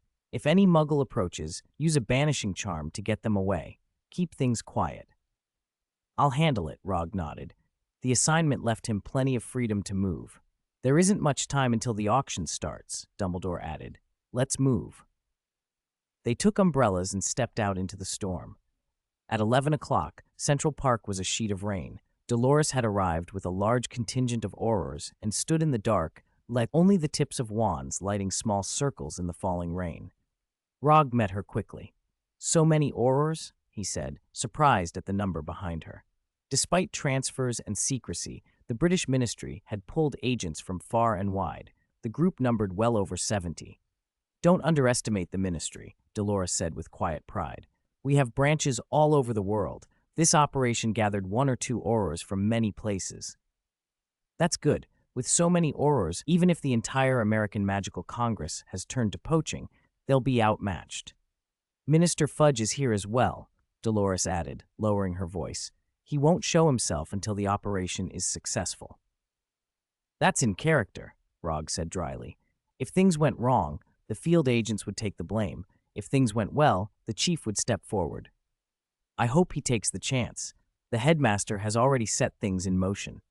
Dressed in dark cloaks, the Aurors melted into the trees in the shadows, taking up positions. Groups moved swiftly through the rain until City Hall Garden was ringed and impenetrable. They waited, silent and patient, as thunder rolled overhead and the storm covered their movements. Chapter 132. For whom the bell tolls tonight in New York. Lightning forked across the sky and thunder rolled like a drum. After 11, carriages drawn by thestrals and hippogriffs rolled into City Hall Park. The wizards who stepped down wore exquisitely tailored robes embroidered with meticulous patterns. Silver-white silk shirts, satin bow ties, and black velvet jackets gleamed in the stormlight. Silver ornaments dangled from cuffs and lapels. Some men favored monocles, others wore exaggerated black top hats. Each wizard was escorted by a striking female companion, delicate-featured, graceful, eyes full of adoring attention. Their arms were looped around slender waists. "Those are Muggles," Dumbledore said, frowning. The women beside the wizards were ordinary people, apparently kept in a state of infatuation, their gazes fixed and enamored as if under a love potion. Old Barty's face darkened as he watched the witches below. Their ball gowns trailed diamonds and satin. 2 pale-faced Muggles clutched at the hems, following swiftly with bowed heads. The witches raised their chins, comparing the richness of their finery. One, feeling outshone, struck her attendants sharply, forcing them to hurry. They walked with practiced composure, the air of established families. In truth, the new elite of the American wizarding world. "I thought they were only protecting poachers," Dumbledore said through clenched teeth, "but I did not expect them to be enslaving Muggles to satisfy their whims." His eyes burned. "Muggles have the same dignity as we do. They are not our servants." "Albus, do you know why Grindelwald came to America?" Mad-Eye Moody asked, scanning the crowd below with his magical eye. A lot of Grindelwald's rhetoric wasn't born in Europe. It came from here, the so-called Freedom and Honor Act, that sort of thinking. The ancestors of these families were often European scoundrels and failed opportunists who couldn't prosper back home, old Barty said quietly. They preach freedom to break the law so they can take what they want from muggles: land, estates, jewels. They treat their domains like private kingdoms. Within those estates, muggles are forbidden, hunted like sport. The missing persons on this continent are only the tip of it. Dumbledore's fury was like a storm. Power is not the same as right, he said. We must warn those who abuse magic and trample on others' dignity. They will be held accountable. Moody and Barty had no doubt of Dumbledore's resolve, but they also knew that cutting down the visible beasts would not uproot the rot. The wizards at the auction were the backbone of the American Magical Congress. Their families had fought for independence from the British ministry. That rebellion had bred a peculiar pride and a protection for an evil that few could reach. The clock struck midnight. The thunder seemed to answer the chimes. Inside the glittering, masked auction hall, bids began. "No man is an island, entire of itself," Roger murmured, reciting Dawn as they watched the building glow in the rain. "Roger, when do we move?" Dolores asked, glancing toward the lighted windows. "Wait for the principal," Roger said with a small smile. The storm and the chimes suited the poem's line. "Therefore send not to know for whom the bell tolls. It tolls for thee." A sudden bang cut through the night from City Hall Park, and the cries of disturbed creatures filled the air. The first lot of the auction, a mooncalf, had not sold. In fury and show, the auctioneer Sackler tortured and killed it on stage. Blood and wails, death and laughter mixed into a bitter perfume. Newt Scamander, watching, could not contain himself. Instantly, black-clad, masked wizards materialized and surrounded him. Dozens of wands leveled, pushing him and those with him forward. "Ladies and gentlemen, please remain calm." Sackler discarded the mooncalf's body and used aguamenti to wash the blood from his hands. "We have 3 uninvited guests this evening. Allow me to introduce them." He gestured toward the wings, and under duress, Newt and Professor McGonagall were forced out onto the stage. From Britain, Mr. Newt Scamander, Master of Magical Creatures, Ms. Minerva McGonagall, Deputy Headmistress of Hogwarts and Transfiguration Professor, and a little wizard named Roger. His voice faltered, puzzled at an empty space. "Where is he?" "Albus, shall we move?" old Barty hissed. Moody grabbed his sleeve. "There are strange protections. They've set anti-apparition charms all around." A ripple of laughter rose when Sackler announced Roger missing. "It seems our little wizard has run off," he mocked. "Who said I ran off?" A white blur flashed through the doorway. Roger, wings of Daedalus unfurling, shot into the hall, darting across the stage. The dark wizards barely had time to raise their wands before Roger struck them with Petrificus Totalis, freezing several in place. "Ladies and gentlemen," he bellowed, knocking Sackler to the floor, "don't get too excited. You are surrounded." At that moment, Dolores led the Auror Strike team in. More than 70 Aurors filled the hall, their presence like a wall. Shocked, the masked wizards' faces shifted through fear, anger, and indecision. Newt slipped away toward the holding pens to rescue the magical creatures, and Professor McGonagall drew her wand, eyes sharp and assessing. "Who are you people?" someone shouted over the din. The question was meant for Dolores. He took the stage without hesitation. "Everyone, we are Aurors from the British Ministry of Magic, Department of Magical Law Enforcement," he announced, voice loud and steady. "I am Senior Auror John Dolores, leader of this operation. Intelligence indicates you are involved in the illegal trafficking of endangered magical creatures, in flagrant violation of the Magical Creatures Protection Act. Remain calm and cooperate with the investigation, or you will face the consequences." His words carried authority, but the crowd erupted in protest. "Why should the British ministry arrest us? This is the United States. We answer to the Magical Congress of the United States of America. They have no jurisdiction here. Drive them out! Drive them out!" Dolores' shout for order failed to silence the chaos. Many wizards tried to apparate away and found they could not. The anti-apparition wards held. The hall trembled with shouts, the clatter of splintering boards, and the strained humming of suppressed magic, while beyond the windows, lightning continued to slash the sky and the bells tolled on. "Heh, Just you wait. A spell detonated amid the chaos, shooting through the ceiling and streaking into the rainy night like a red firework. What's going on? An American auror on duty in the Woolworth building across the street saw the display and hurried over. Within minutes, staff from the Magical Congress of the United States of America had cordoned off the area. Madison, head of magical security and director of the Department of Law Enforcement, arrived in person. What had been a confrontation turned into a full-blown standoff, British aurors surrounding the auction hall's attendees, and Makusa personnel forming a ring outside, pressing the siege from the other side. Rogge watched the tense scene unfold and thought, only half in jest, about whether the wizards below would cry out for reinforcements. "Dolores, I demand an explanation!" Madison burst in, furious. He pointed at Dolores. "This isn't 1776. You don't have the right to enforce your laws on our soil." "Or shall we have another war?" he added, sweeping his gaze over the aurors present, some from Canada, some from New Zealand, familiar faces and unfamiliar ones, all operating under the British Ministry of Magic. The American wizards, seeing Madison's arrival, rallied behind him and urged him to press the matter with the British ministry. "Cross-border enforcement. Who gave you that right?" Dumbledore's voice came from behind him. "Mr. Madison, the American Magical Congress owes the magical world an explanation." Dumbledore appeared with Old Barty and Mad-Eye Moody at his side. The three of them projected an authority that turned the air chill. Wizards in the crowd drew back, huddling together. "Mr. Dumbledore." Dumbledore waved them down, his expression grave. "Hunting and trafficking magical creatures, violating the statute of secrecy, administering love potions to muggles, enslavement, assault. Principal, they even betrayed wizards by allowing goblins to use wands," Rogge put in. "Nalrak, once this is settled, I'll be coming for you." Dumbledore inclined his head. Under the clauses settled after the wars, goblins had been explicitly barred from using wands. If Makusa had permitted it, that was a profound betrayal of wizarding law and custom. "Mr. Madison, I would like to hear your explanation." Madison stiffened, but before he could answer, a young wizard's voice leapt up from the crowd. "He's just an old man. What are you afraid of? Kill him. My father will support me for chairman of the Magical Congress of the United States of America."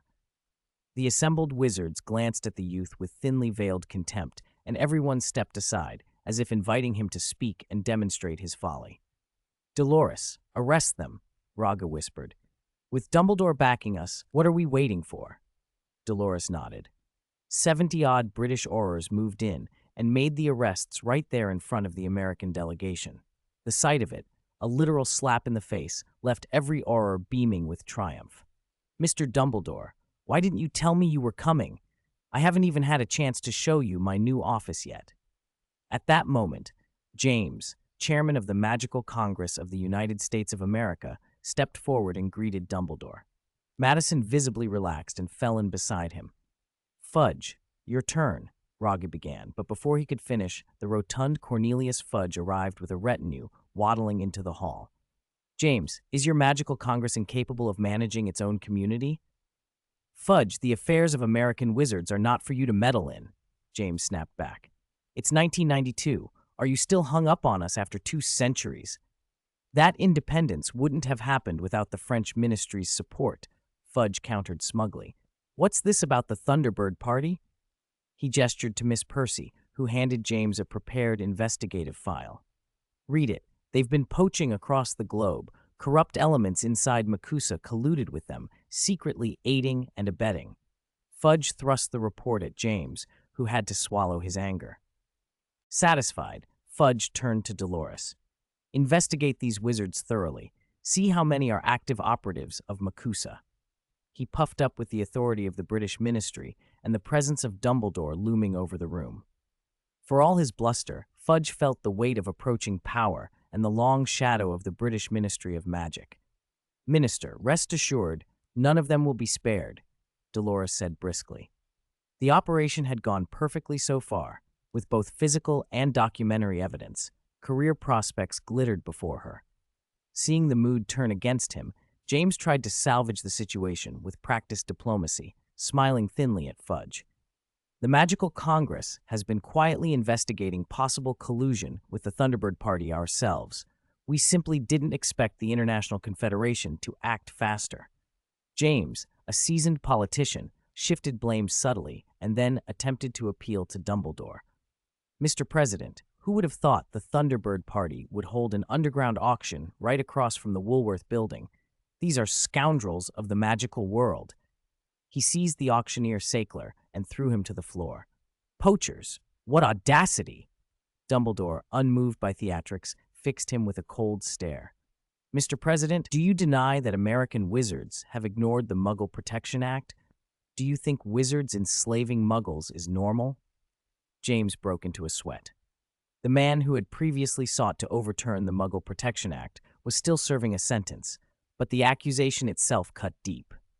Mr. President, absolutely not, James protested. There are cultural differences between the American and British wizarding communities. This is a Muggle-dominated country. Money has a different influence here. Wizards are inevitably affected. Since the 1950s, Muggles have advanced rapidly. Our Congress embraces freedom, and the mindset of our wizards has changed with the times, he continued, scrambling for explanations. We observe the Muggle Protection Act and would never intentionally harm Muggles. But with development, family estates have become valuable assets. Friends among the Muggles, tempted by money, have approached us and corrupted some, leading many astray. We can guard against the wolves within our ranks, but we cannot always guard against what Muggle associates are willing to offer for a little coin. Fudge sneered as James fumbled through his excuses, and Dumbledore's expression did not soften. Alas! James sighed theatrically, then blurted, there are bad people among Muggles. Rogge fought to keep a laugh from escaping.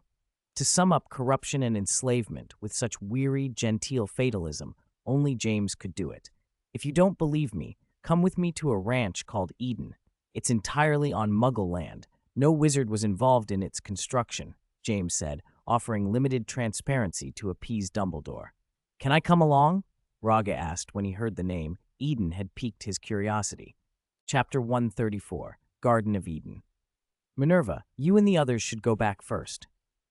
Dumbledore shook his head at Rogge. The changes in the world had outpaced even his imagination. The frightened Muggle women in the hall pressed close to the wizards, seeking comfort. Professor, can't I really go? Rogge grabbed McGonagall's sleeve and looked up at her with pleading eyes. Eden, the place from the Bible. Did Muggles really build it? Just let me see it. Absolutely not. McGonagall and Newt exchanged a glance and both refused the little wizard at once. Then can I do whatever I want? Rogge persisted. No, you cannot. Professor McGonagall shook her head, took his hand, and led him back out of the town hall garden. Behind them, James, president of the Magical Congress of the United States, guided Dumbledore and Fudge toward the ranch called Eden. Dolores and the others remained to guard the captured wizards. Back at the hotel, Newt opened his case of magical creatures and produced a golden nest. All right, Rogge, let's start with some background on the golden snitch. Mr. Newt, shouldn't we remove the light ward first? Rogge asked. The nest was bound by ancient magic from an old bowman. Only he could remove that protection. Our aim isn't to steal the eggs, Newt said. It's to ensure the golden snitch can be returned to the wider magical community. He unrolled a handwritten manuscript. Golden snitches have been missing for at least 2 centuries. Research into them is nearly lost. We must prepare for hatching, growth, and eventual reproduction. Newt is a master of magical creatures. You'll learn a great deal from him, Professor McGonagall reminded from nearby. Next year, the school will offer care of magical creatures. This will be useful for your studies. Rogge nodded and set to work under Newt's guidance, with McGonagall sitting close by to keep a careful eye and prevent any impulsive adventures. Dumbledore and the others headed north, leaving rainy New York behind. The Eden Ranch James had mentioned sat near the Great Lakes. Locals called it Paradise Ranch. It lay northwest of Lake Superior, a vast estate of pleasant scenery. A red brick arch bore the name Eden above the entrance. From the outside, it looked ordinary and tranquil, just scattered bushes and an unremarkable lawn. A narrow path led to a distant white 2-story main house. Gentlemen, please use a disillusionment charm, James said, motioning them to keep the patrolling cowboys undisturbed. The group used the charm and slipped onto the property. It appears normal from the outside. Its true nature only reveals itself when you enter the main building. James snapped his fingers, and the wooden door of the White House swung open. A cowboy on duty, gun slung over his shoulder, came to investigate. The building's second floor was ringed with armed guards. James signaled for patience and soon ushered the visitors into an elevator with a Muggle celebrity who had been here earlier. As the doors parted, the real Eden was revealed, a private underground palace of glittering excess. Gold shimmered everywhere. Every surface gleamed. Even the food was gilded. The floors shone like mirrors, reflecting what lurked beneath the ostentation. There was no shortage of women here, some dusted in gold, some led on ropes, some used as living ashtrays for the patrons' cigars, and some chained like animals. Modesty and decency were in short supply. The men, when present, wore laurel wreaths and draped themselves in white, walking with the false airs of ancient Roman nobles. It was strictly private, an indulgence for the invited and the rich. Dumbledore turned away and left. He had never imagined this side of the Muggle world. It stood far from anything he had expected. The small group gathered on a little island by the lake, and James exhaled heavily. Seeing Dumbledore's grave expression, he seemed relieved that the immediate crisis was under control. "My Muggle friend told me there are many private properties like this," James said. "For some wealthy people, everything can be bought, a year's income, 5 years' income, or even the money to save a loved one. The man we saw inside is a top celebrity, very attractive, very popular in their world. When someone like that gets involved, everyone is watching, and no one knows what happens afterward. Once they leave places like this, nobody knows what becomes of them," James added. Dumbledore said nothing. Wealth, life-saving cures, things that might mean so much to Muggles, are often little more than spells or herbs to wizards. In an age of exploding wealth, any wizard could become a Rasputin-like influence over a desperate or indulgent Muggle. "I will explain the collusion between the Congress and the Thunderbird Party to the International Confederation of Wizards," James said. "Wizards who use love potions, enslave, or oppress Muggles will be punished under our laws. Remember, I will also resign after this is settled," he added. Fudge flinched. He still felt the shock from what they had witnessed in that subterranean palace. He had taken reassurance from Dolores's decisive actions that morning, but James's vow to resign shook him. It made Dumbledore's influence seem even more absolute. One person standing in the right place could command the world's respect and authority. Honorary titles would bend to that presence. Fudge tightened his fists at the thought, unwilling to be replaced. He was the British Minister for Magic. He imagined an empire that never set. Faced with Dumbledore, however, he felt small and folded his hands back into his pockets. "All right," he muttered. "I think I'll take a trip for a few days." Despite the wizard's secrecy and Muggles' disbelief in magic, Dumbledore still believed in mutual respect between the communities. There had been witch hunts, bloody history, and terrible laws in the past, but he believed in friendship and understanding. Today, James had shown him a different kind of oppression. Not magical power, but the corrosive influence of money. Whether wizard or not, someone rich could buy impunity and vice. James breathed deeply. "Of course, I promise everything will be handled properly before I leave the United States. Minister Fudge, we'll still need your help with the Thunderbird Party," James added. "No problem," Fudge said. The arrests and the captives from the previous night had shaken the Congress. The first thing James did upon returning to the Woolworth building was stabilize morale and make a public statement. "I announce 3 things," he told the assembled officials. First, the Thunderbird Party's hunting and trafficking of magical creatures has been conclusively proven. The American Magical Congress will coordinate with the British Ministry of Magic to crack down on them. Second, once Thunderbird Party members are arrested, their confessions will be used to expose any internal collaborators within the Congress. Those collaborators will face trial. Third, any wizard who has used love potions or other means to bewitch or enslave Muggles must release those Muggles within 3 days and surrender themselves to the Department of Magical Law Enforcement. They will be punished according to the law. Chapter 135, Mirror Words. The wizards present breathed a quiet sigh of relief when James spoke. Punishing the offenders, according to the law, could be made into a show, public and severe in appearance, but ultimately light in execution. As for the Thunderbird Party's protectors, if the party was eradicated, their protectors would quickly disappear with them. After this matter is concluded, James said, I will resign in disgrace. No one was surprised by his final line. With such a scandal, someone had to be sacrificed. Either a number of imprisoned wizards would be presented as expendable scapegoats, or the senior officials of the Magical Congress of the United States of America would answer for it. James, your American wizards can still use wands. This matter must be treated harshly, Dolores reminded him sharply. All right. James nodded and looked toward Madison. Notify the 4 wand-making families. Hand over the lists of goblins who bought wands, or I'll visit them myself. As for the manufacturing and sale of wands, the Magical Congress must pass laws immediately. What followed was a global crackdown on poaching and trafficking networks, triggered, absurdly, by the Thunderbird Party's theft of Rogge's bird eggs in Quidditch Marsh. Once the trade in magical creatures was exposed, worse things surfaced. The Thunderbird Party's influence had been cultivated for years, and their collusion with members of the Magical Congress ran deep. Fearing for their lives and fortunes, many in Makusa chose only one word: kill. Some wizards' children were still imprisoned. Bringing back Thunderbird operatives alive would only draw suspicion and retaliation. Better to be safe than sorry.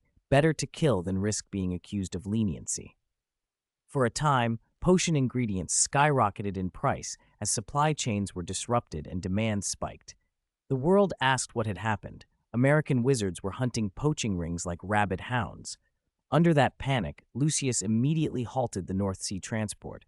When Rogge left the United States, he hadn't yet found Ilya. That Thunderbird Party duelist might already be dead under some wizard's wand, or he might be hiding somewhere, consumed by fear. If he knew everything had come from him, would he regret not taking his own life in Quidditch Marsh like Carl had? Minerva, little wizard Rogge, you two should return to Britain first. Newt hefted his suitcase. He still needed to return the rescued magical creatures to their habitats. Mr. Newt, I'll hatch the golden snitch. When I do, you must help me build a sanctuary for magical creatures. Of course. Newt nodded and waved them off. In the few weeks before school resumed, Dumbledore's whereabouts were a mystery. Wizards all over the world reported sightings of an old man with silver hair and beard in a worn gray robe, leaning on a wooden stick. Some saw him in tiny wizarding villages buying sweets. Others saw him in cities accepting alms from sympathetic muggles. Some glimpsed him alone on an alpine ridge, walking without apparent destination.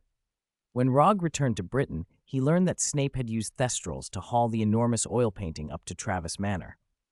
Bubble had told him that Snape had left without a word. Rogge sighed inwardly. He was oddly moved. I'm so touched I could cry, he thought. The manor's reconstruction had progressed faster than he'd imagined. It was finished by the time he came back. By freeloading some building materials from the goblins, the final bill was only 300,000 galleons. For most wizards, that was a fortune. For pureblood houses, especially a hallowed name like the Travises, it was an exercise in thrift. Jessica rarely visited London and had already spoken with Professor McGonagall. Rogge, how did you promise me? She demanded, clutching Yumi and looking at him intently. Who said I wouldn't leave Britain? Rogge protested. Don't blame me, Mum. It was the Thunderbird Party's fault. I was just practicing on my broom in Quidditch Marsh. Who would have thought they'd attack? Luckily, I got out of it. Heh, that sounds reasonable. New York? You can't tell me they kidnapped you there. When Snape sent me the message, I was terrified. Ah, what did he say? He said you'd gone to New York and wouldn't be able to come back. Rogge's face clouded. Wouldn't be able to come back sounded so final. Yet Snape had meant only that it might be impractical at the time. Didn't he tell you Professor McGonagall was there as well? If I'd known that, would I have been so frantic? Neither you nor your dean are reliable. I went to Hogwarts myself to find out what was going on. Jessica produced a magical telephone and another large brick-like muggle device. Susan says this is called a 9800 or something. Muggles use things like this to contact each other. Can't you use alchemy to modify a muggle item? Rogge took the brick device numbly. He understood. His mother wanted him to alchemically adapt a muggle phone so they could contact him at any time. I need to look over the New Year's textbooks first. Professor McGonagall said your studies are excellent. Don't worry about compulsory subjects.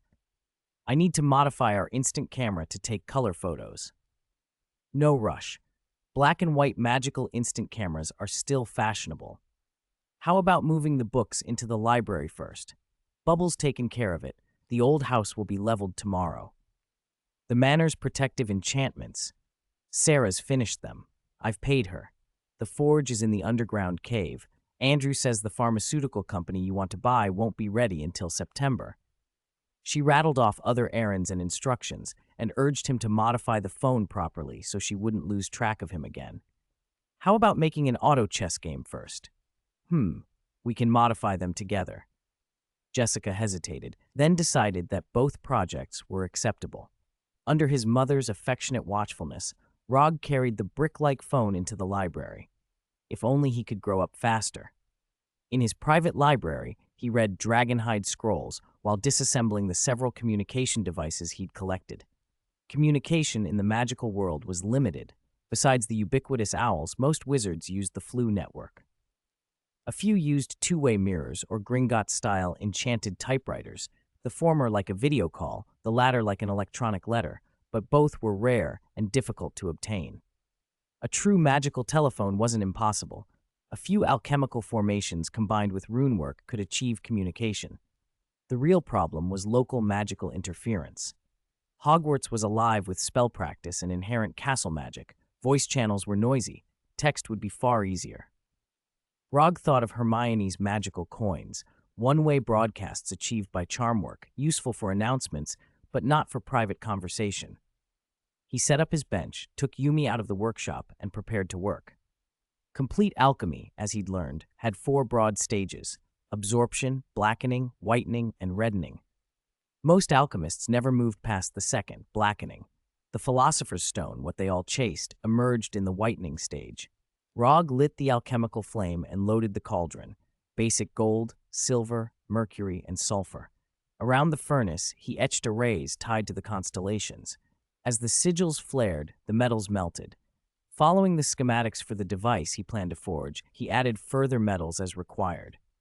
When the mixture became molten, the surface turned black. Rogge poured it carefully into a vessel and maintained the heat to let the metals begin their putrefaction. Simultaneously, he oriented the arrays and input steady energy to keep the transmutation progressing. Chapter 136, Eye of Familiar. As the magic formation took effect, new substances began to form in the container. Muggles would call them alloys, but to alchemists, they were ground-state materials. After 10 seconds, the transmutation stopped. Rogge nodded. According to the Dragonhide scroll, the transmutation time had doubled from 3 seconds. He quickly cast a spell to pour the ground-state metal into a mold. After cooling, a circular mirror disc remained, the base for the alchemical product he wanted to create. He inlaid it with snake-eye stones to supply energy and engraved unique positioning runes. With a final spell, the talking mirror, Mirror Speech, was complete. Each mirror speech carried its own positioning rune, so wizards could contact one another directly. To send a message, one needed only stare into it, and the thoughts in their mind would form automatically into text. The timing was convenient. The Ravenclaw Magical Society was being founded in the new school year, and Rogge could produce a batch of badges based on this device. He lost himself in making Ravenclaw badges until the countdown on his panel slowly reached 0. With a click in his heart, Rogge halted his work and opened the panel. A new function was enabled. Rogge Travis Magic Power, 110. Mental Power, 55. Talents: Element Heart, Dark Affinity, Strong Will, Night Vision. Skills: Goblin Language, Parseltongue Imitator, Intermediate Alchemist. The energy bar and countdown had disappeared, replaced by an eye icon. Rogge clicked the icon out of curiosity and felt a very peculiar shift. The world before him was the same, but somehow different, more detailed, as if certain layers had been peeled back. When he looked at Yumi playing in the library, he finally understood the purpose of the eye icon. Yumi species, magical cat, X traits, guardian, prevents evil intrusion, protects bipeds from dying in their sleep, greedy, always wants to taste new and exotic foods, mischievous, mischief above all. Skills, frenzied scratch, float, high-speed movement, level LV5 training plan, recommend speed training, improve magical power application, use golden snitch as training object. Recommend reaction speed training, potion formula, hellebore 3G, Rue 1.5 grams. Recommend teaching magical skills, mind protection. Rogge's eyes lit up as the data scrolled before him. Yumi had already shown innate magical power last year, but wizards had done very little research on magical creatures. Newt Scamander protected and bred them, but the magical world's practical use of them was limited. At best, owls that delivered letters. At worst, ingredients for potions. With the magic pet's eye, Rogge could instantly learn how to teach spells to magical creatures. The ability, however, consumed a terrifying amount of magic power, 10 points for every second it was active. He waved his hand, and Yumi landed in his arms, purring. The poor little wizard in the family didn't yet realize his days of trouble were about to begin. Realizing the new function, Rogge immediately thought of Nagini. Was she a blood beastman or a magical creature now? When Nagini slithered out from the bag, she still fixed him with cold, lifeless snake eyes. She knew she could not defeat him now, but given a chance, she would deliver death with a snake's kiss. Rogge was used to that look. He activated the magic pet's eye, and Nagini's data appeared. Nagini species, undetermined, human viper. Traits, dissolving, causes wounds that bleed incessantly and are difficult to heal. Killer instinct, be cautious. It is accumulating strength and waiting for an opportunity. Skills, malefic curse conversion, failed, parcel tongue, bear choke, venom. This creature is in an undetermined state and cannot be cultivated. Rogge stared at Nagini as she coiled and lowered her triangular head submissively, tongue flicking. It was not hard to imagine her striking at any moment. "Do you remember anything from before?" Rogge asked, carefully imitating Parseltongue pronunciation. "You can speak our language." "Our language? What are your memories like?" she hissed. "I don't know," the snake replied, shaking her head. "I only remember being found in the jungle, then entering the circus, and then you caught me." "Don't say caught. I saved you. Here with me you can eat, sleep, and you don't have to perform," Rogge countered. "But I want freedom." "Freedom?" Rogge shook his head. "You must repay me before I can give you freedom." Nagini froze. Her intelligence at present made it easy for Rogge to trap her in words. To gain freedom, she would have to repay him, but without freedom, what could she offer? "Are there any blank or forgotten fragments in your memory?" he probed. "Forgotten? It seems so, but that was a long time ago. I am a snake. I can't remember too many things."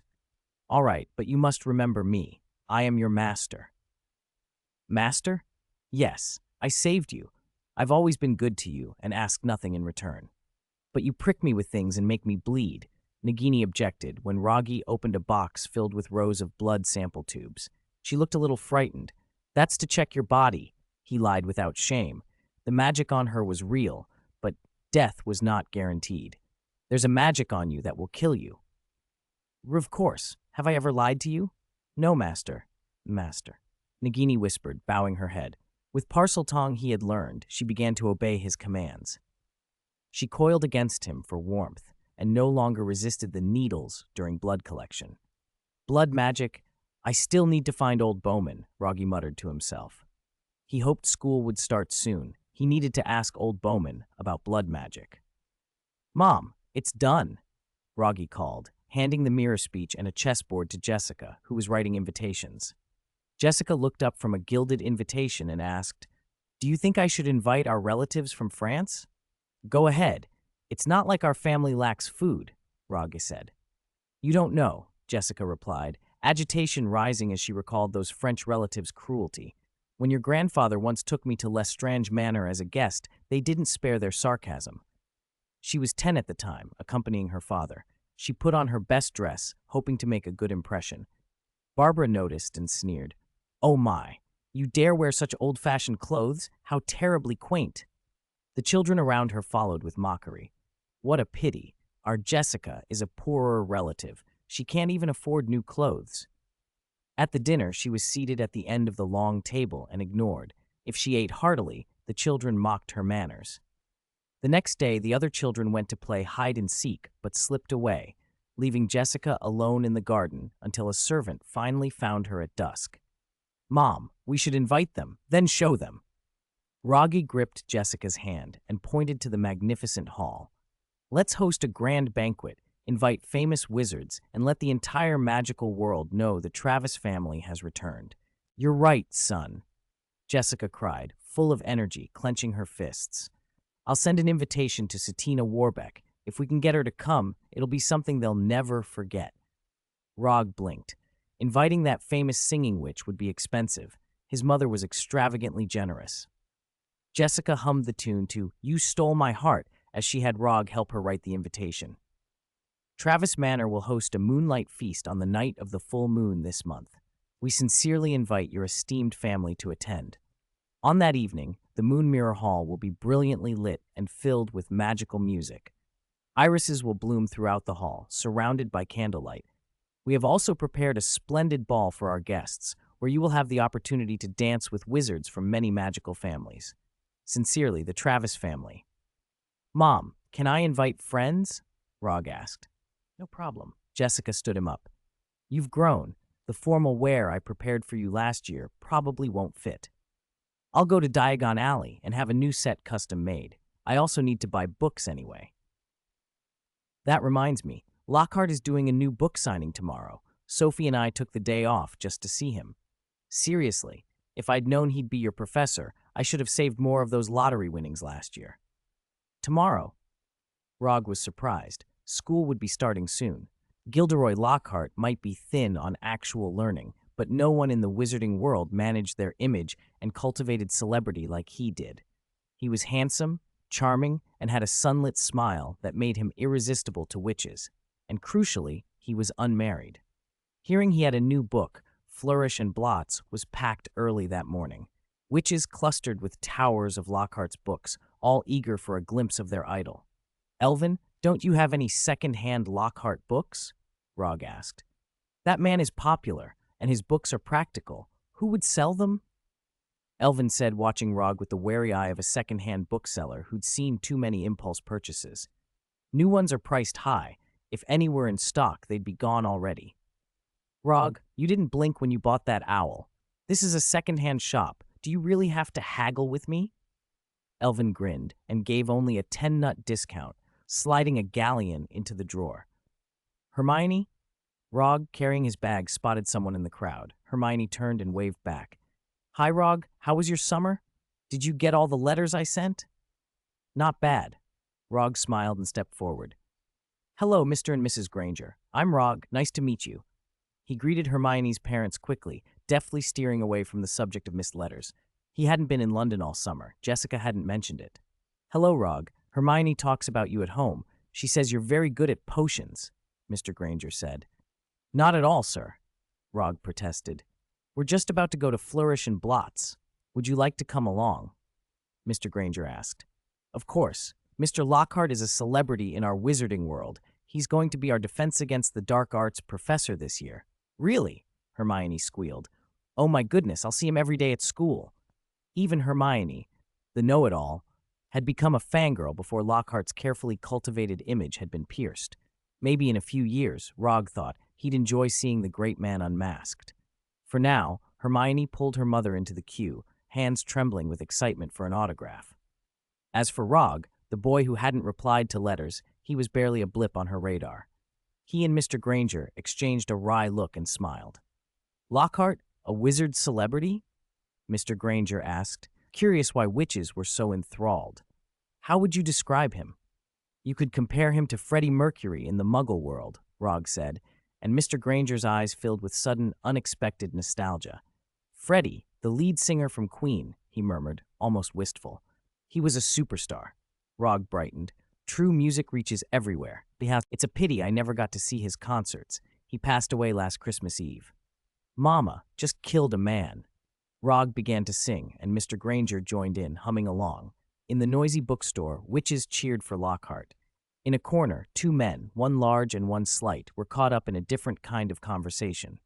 "Hello, are you Mr. Granger?" Arthur Weasley, wearing a soot-streaked felt hat, approached. Red hair peeked from under the hat.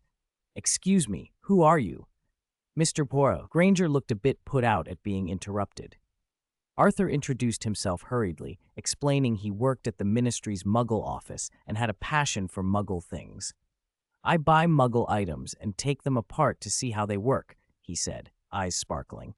"But I still haven't figured them all out." Rogge and Mr. Granger exchanged amused glances as Arthur launched into an excited demonstration. "There's this thing, a cassette tape. You put the square in, and it plays music without being plugged in. And an electric shaver. It shaves you automatically, very fast, and it won't cut you. I took one apart and found no magic inside. How do Muggles do all that?" Rogge listened, enthralled. Mr. Granger smiled politely, checking his watch and wondering why Hermione hadn't yet got Lockhart's autograph. "I also bought a car," Arthur continued. "It's very useful." Their conversation was broken by a commotion at the entrance. Arthur saw his son about to come to blows with a pale, arrogant boy and hurried over. "Weasley," someone called, and a tall man pushed through the crowd. Lucius Malfoy had come in, scowling. He spotted the battered textbooks in Ginny's cauldron and sneered. "If you can't even provide properly for your family and buy your children proper books, what is the use of being a pure blood?" he said contemptuously, drawing the second-hand book from the cauldron as if to emphasize his point. "Who is that?" Mr. Granger asked. "Draco's father, I think," Hermione said, clutching her stack of books and listening to their argument with curiosity. "A very typical pureblood, then," Rogge said with a nod. Chapter 138, Moon Mirror Hall and the Burrow. In front of their children, the two fathers erupted into a quick, heated argument. With recent tensions still fresh, the words grew sharp and venomous. Arthur couldn't bear the humiliation any longer, especially not with Lucius jeering in front of the kids. He lost his temper and punched him. Flourish and Blots was packed, and the sight of two men fighting turned the shop into chaos. The crowd surged, witches shrieked, Mrs. Matt Weasley pleaded for them to stop, and the shop assistants tried to separate the pair. Bookshelves toppled as the two men clinched each other's collars and traded blows like an ugly slow-motion duel. Arthur's children cheered loudly for their father. "Dad, hit him! Hit him!" Draco shouted too, but his voice was drowned out. Rogge watched with a rueful shake of his head, almost amused. The brawl continued, punches, kicks, flailing limbs, until Hagrid strode in and, with a single heave of his great strength, forced them apart. Lucius's fine robes were torn, his hair disordered, and a purple bruise forming beneath one eye. Arthur was hardly better off. His hat had been knocked clean off and his lips split. Lucius scoffed and, with a sneer, thrust a book into Ginny's hands. "Here, little girl, take it. It's the best thing your father can give you," he said. He shrugged off Hagrid's hand, waved to Draco as if the matter were closed, and began to leave. "Wait a moment, Uncle Malfoy," Rogge said, signaling Hermione and the others to hang back. Some questions were not for her to be involved in. "Rogge?" Lucius paused, then smoothed his expression into a smile. "I heard your family's manor has been finished. Yes, we're hosting a dinner in a few days. I hope you can attend. Of course, it will be a fine occasion for pureblood families to gather." He said it like a benediction. Rogge's smile tightened. His banquet was not intended as a stage for Lucius Malfoy. Draco, watching his father, seemed impressed by the performance. "Clearly, fists do speak louder than words, don't they?" Lucius added with a smug glance at Arthur. "Gentlemen," Rogge said more sharply, "your fight has caused considerable damage. Someone needs to take responsibility." He tapped a nearby shop assistant. The scuffle had knocked over several shelves and made a terrible mess of the store. An apology and compensation were the least that could be expected. Lucius laughed openly. He produced a small pouch, ostentatiously flung a handful of galleons at the assistant, and said with a flourish, "Send these books to Malfoy Manor. Draco will need them for the new school year." Draco blinked, bewildered. Why was he being punished too? He shot an angry look at Rogge, thinking the whole mess was his fault. Arthur and the Weasleys stared at Lucius in silent fury. The Malfoys' galleons were meant to wound pride, and while they could not match them, their anger was obvious. "Hermione, don't you think that's too much?" she asked quietly as they watched the exchange. Everyone at school knew about the Weasleys' financial situation. Was this not a cruel move? "Men must be responsible for their actions," Mr. Granger said. It's despicable to avoid the consequences, whether you're a wizard or a muggle. Lucius's smile had hardly faded before Rogue turned the conversation and unexpectedly extended an invitation. Mr. Granger, our family will be hosting a banquet in a few days. Would you and your wife be free to join us? Us? Mr. Granger stared, genuinely surprised. Thank you for the offer, Rogue, but we're muggles. That's all right. I've invited Andrew as well. He's a squib who does some investment work in London. If you're worried, I can have a small side reception arranged. Rogue's tone was sincere enough that the Grangers exchanged glances and then nodded. They understood Hermione's future lay in the wizarding world, and that such a social occasion could be valuable to her. Wonderful. I'll arrange a carriage to pick you up. The Leaky Cauldron's fireplace isn't kind to fine clothes, Rogue added with a faint grin. Invitations to the Travis Manor banquet went out to many wizarding families, and Snape himself received one, though Rogue suspected their potions professor would be too immersed in work to attend. Back at the Burrow, another argument had erupted, this one about a letter. The Weasleys, though considered pure blood, had not been invited by Rogue. Instead, a gilded invitation and a parcel of galleons had arrived from Great Aunt Muriel of Godric's Hollow. Muriel Pruitt was an odd, ill-tempered old woman who had lived alone her whole life. She wore an antique goblin-made tiara, had never married, and controlled the family fortune, much to the bitter disappointment of many relatives who hoped to inherit it. She favored her niece Molly, and every Christmas she used to spend the holiday at the Burrow. Having received an invitation to the Travis Manor dinner, Muriel had thought first of Molly's children. She believed such an event might help them if they aspired to careers at the ministry. But the family's first reaction was practical and blunt. "Mom, we absolutely can't go there. They'll just mock us," Ron said first, staring at the flourish on the invitation and thinking of Rogue's face in the shop. "Our shabby robes will make us stand out," Fred and George agreed, ignoring the heavy parcel of galleons from Great Aunt Muriel sitting on the table. Harry listened as the family argued. Ginny pretended not to care, but she kept glancing at Harry. Arthur, having spoken about the matter at work, felt the painful tug between wanting to move in higher social circles and the hostile attitudes of many pure-blood families toward muggles. "The children are right," he said at last. "We shouldn't force it." Molly nodded. "Then we'll send the galleons and the invitation back to Great Aunt Muriel." "I'll do it," Percy said suddenly. He picked up the parcel. He had been behaving oddly of late, preoccupied with a book about the perks of being a prefect. No one objected. Percy had always been his mother's pride, a model for his siblings. Later that evening, he slipped the invitation into his room and hid it. Quietly, he took Errol and made the exhausted old owl carry the galleons back to Godric's Hollow. "Where are you going, Percy?" Ron called from the flower garden, watching him hurry away. "To the Leaky Cauldron," Percy replied without turning. "Want to come?" "No." Ron shook his head. Percy's earnest, humorless demeanor always put him at odds with his brothers. Elsewhere, early in the morning, Yumi slept soundly. The little girl was roused and reluctantly gathered by Rogue, who began her lessons in magic. Chapter 139, Snape Washing His Hair. "Yumi, we need to catch it." Roger grabbed at the golden snitch, which was fluttering its wings furiously. Yumi, roused from her nap and in a very bad mood, angrily swatted the snitch away with a paw. She meowed at Roger, as if to say, "If I catch it, can I go back to sleep?" "Of course," Roger said, nodding and stepping back. "Once you catch it, today's training is over." They stood together on the lawn, looking up. The golden snitch was impossibly quick, too quick for most human eyes, but that was no problem for a cat. Yumi, the little elf cat, glanced left, then right. She twitched her tail, pushed off with her hind legs, and shot forward.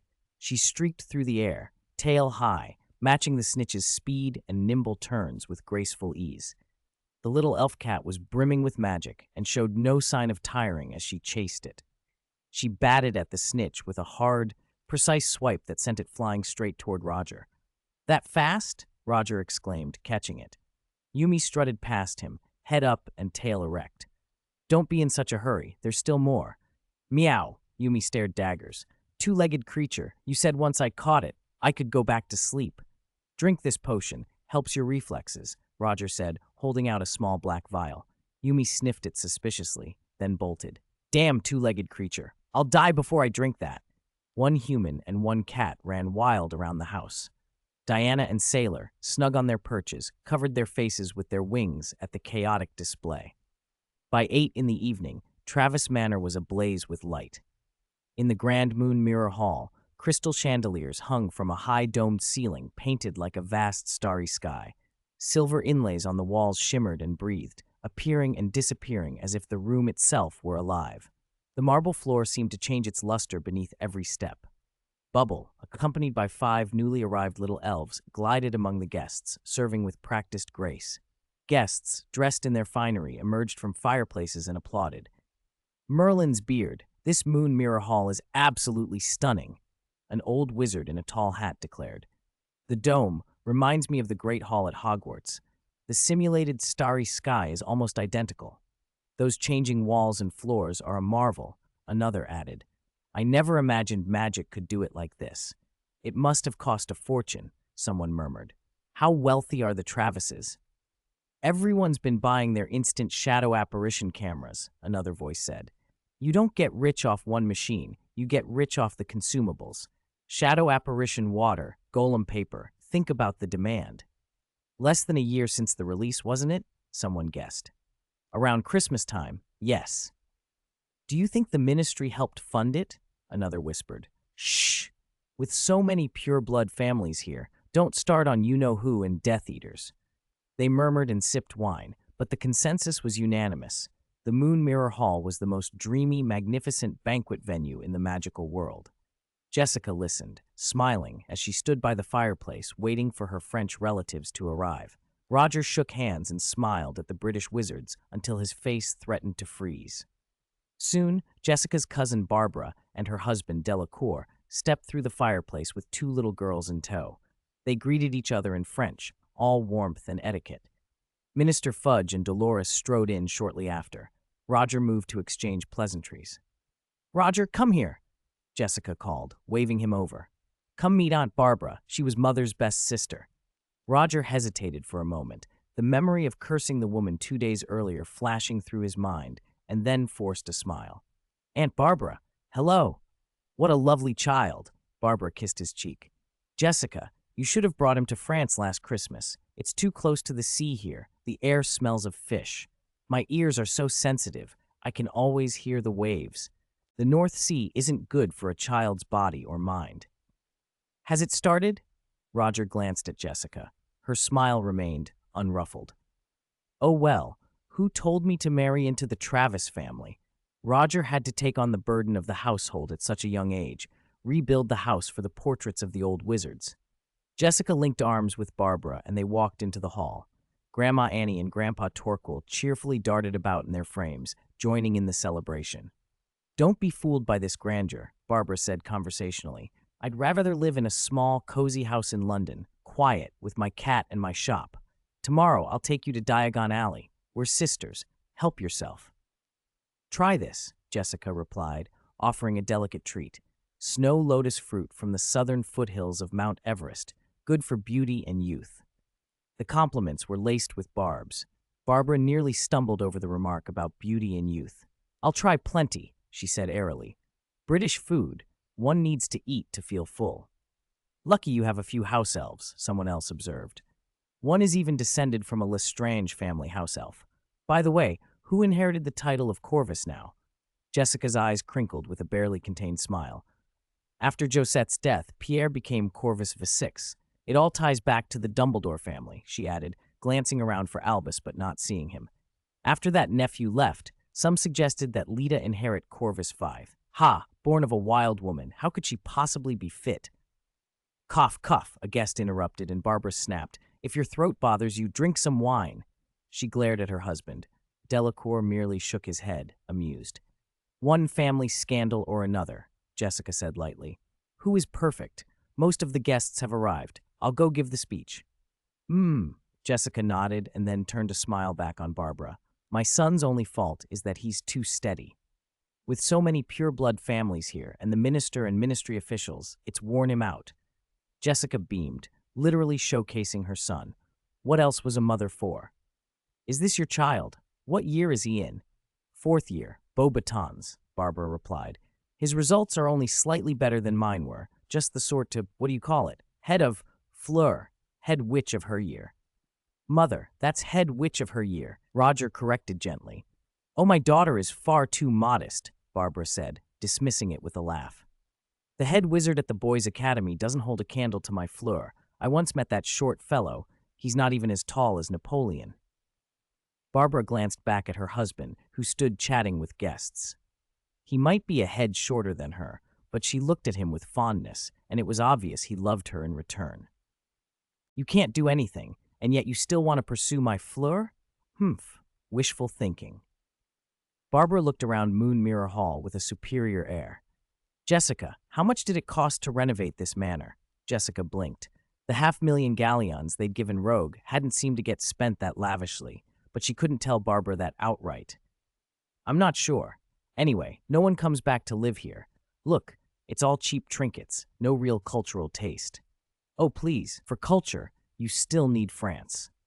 Next time I visit, I'll bring you some handwritten scrolls and Merovingian goblets. Rogge stood on the steps above the hall and watched the guests. Hermione and Daphne were deep in conversation. Neville sat on the sofa with his grandmother, a plate of food in his hands. In a remote corner of the room, Snape stood in a new robe. He'd even washed his hair.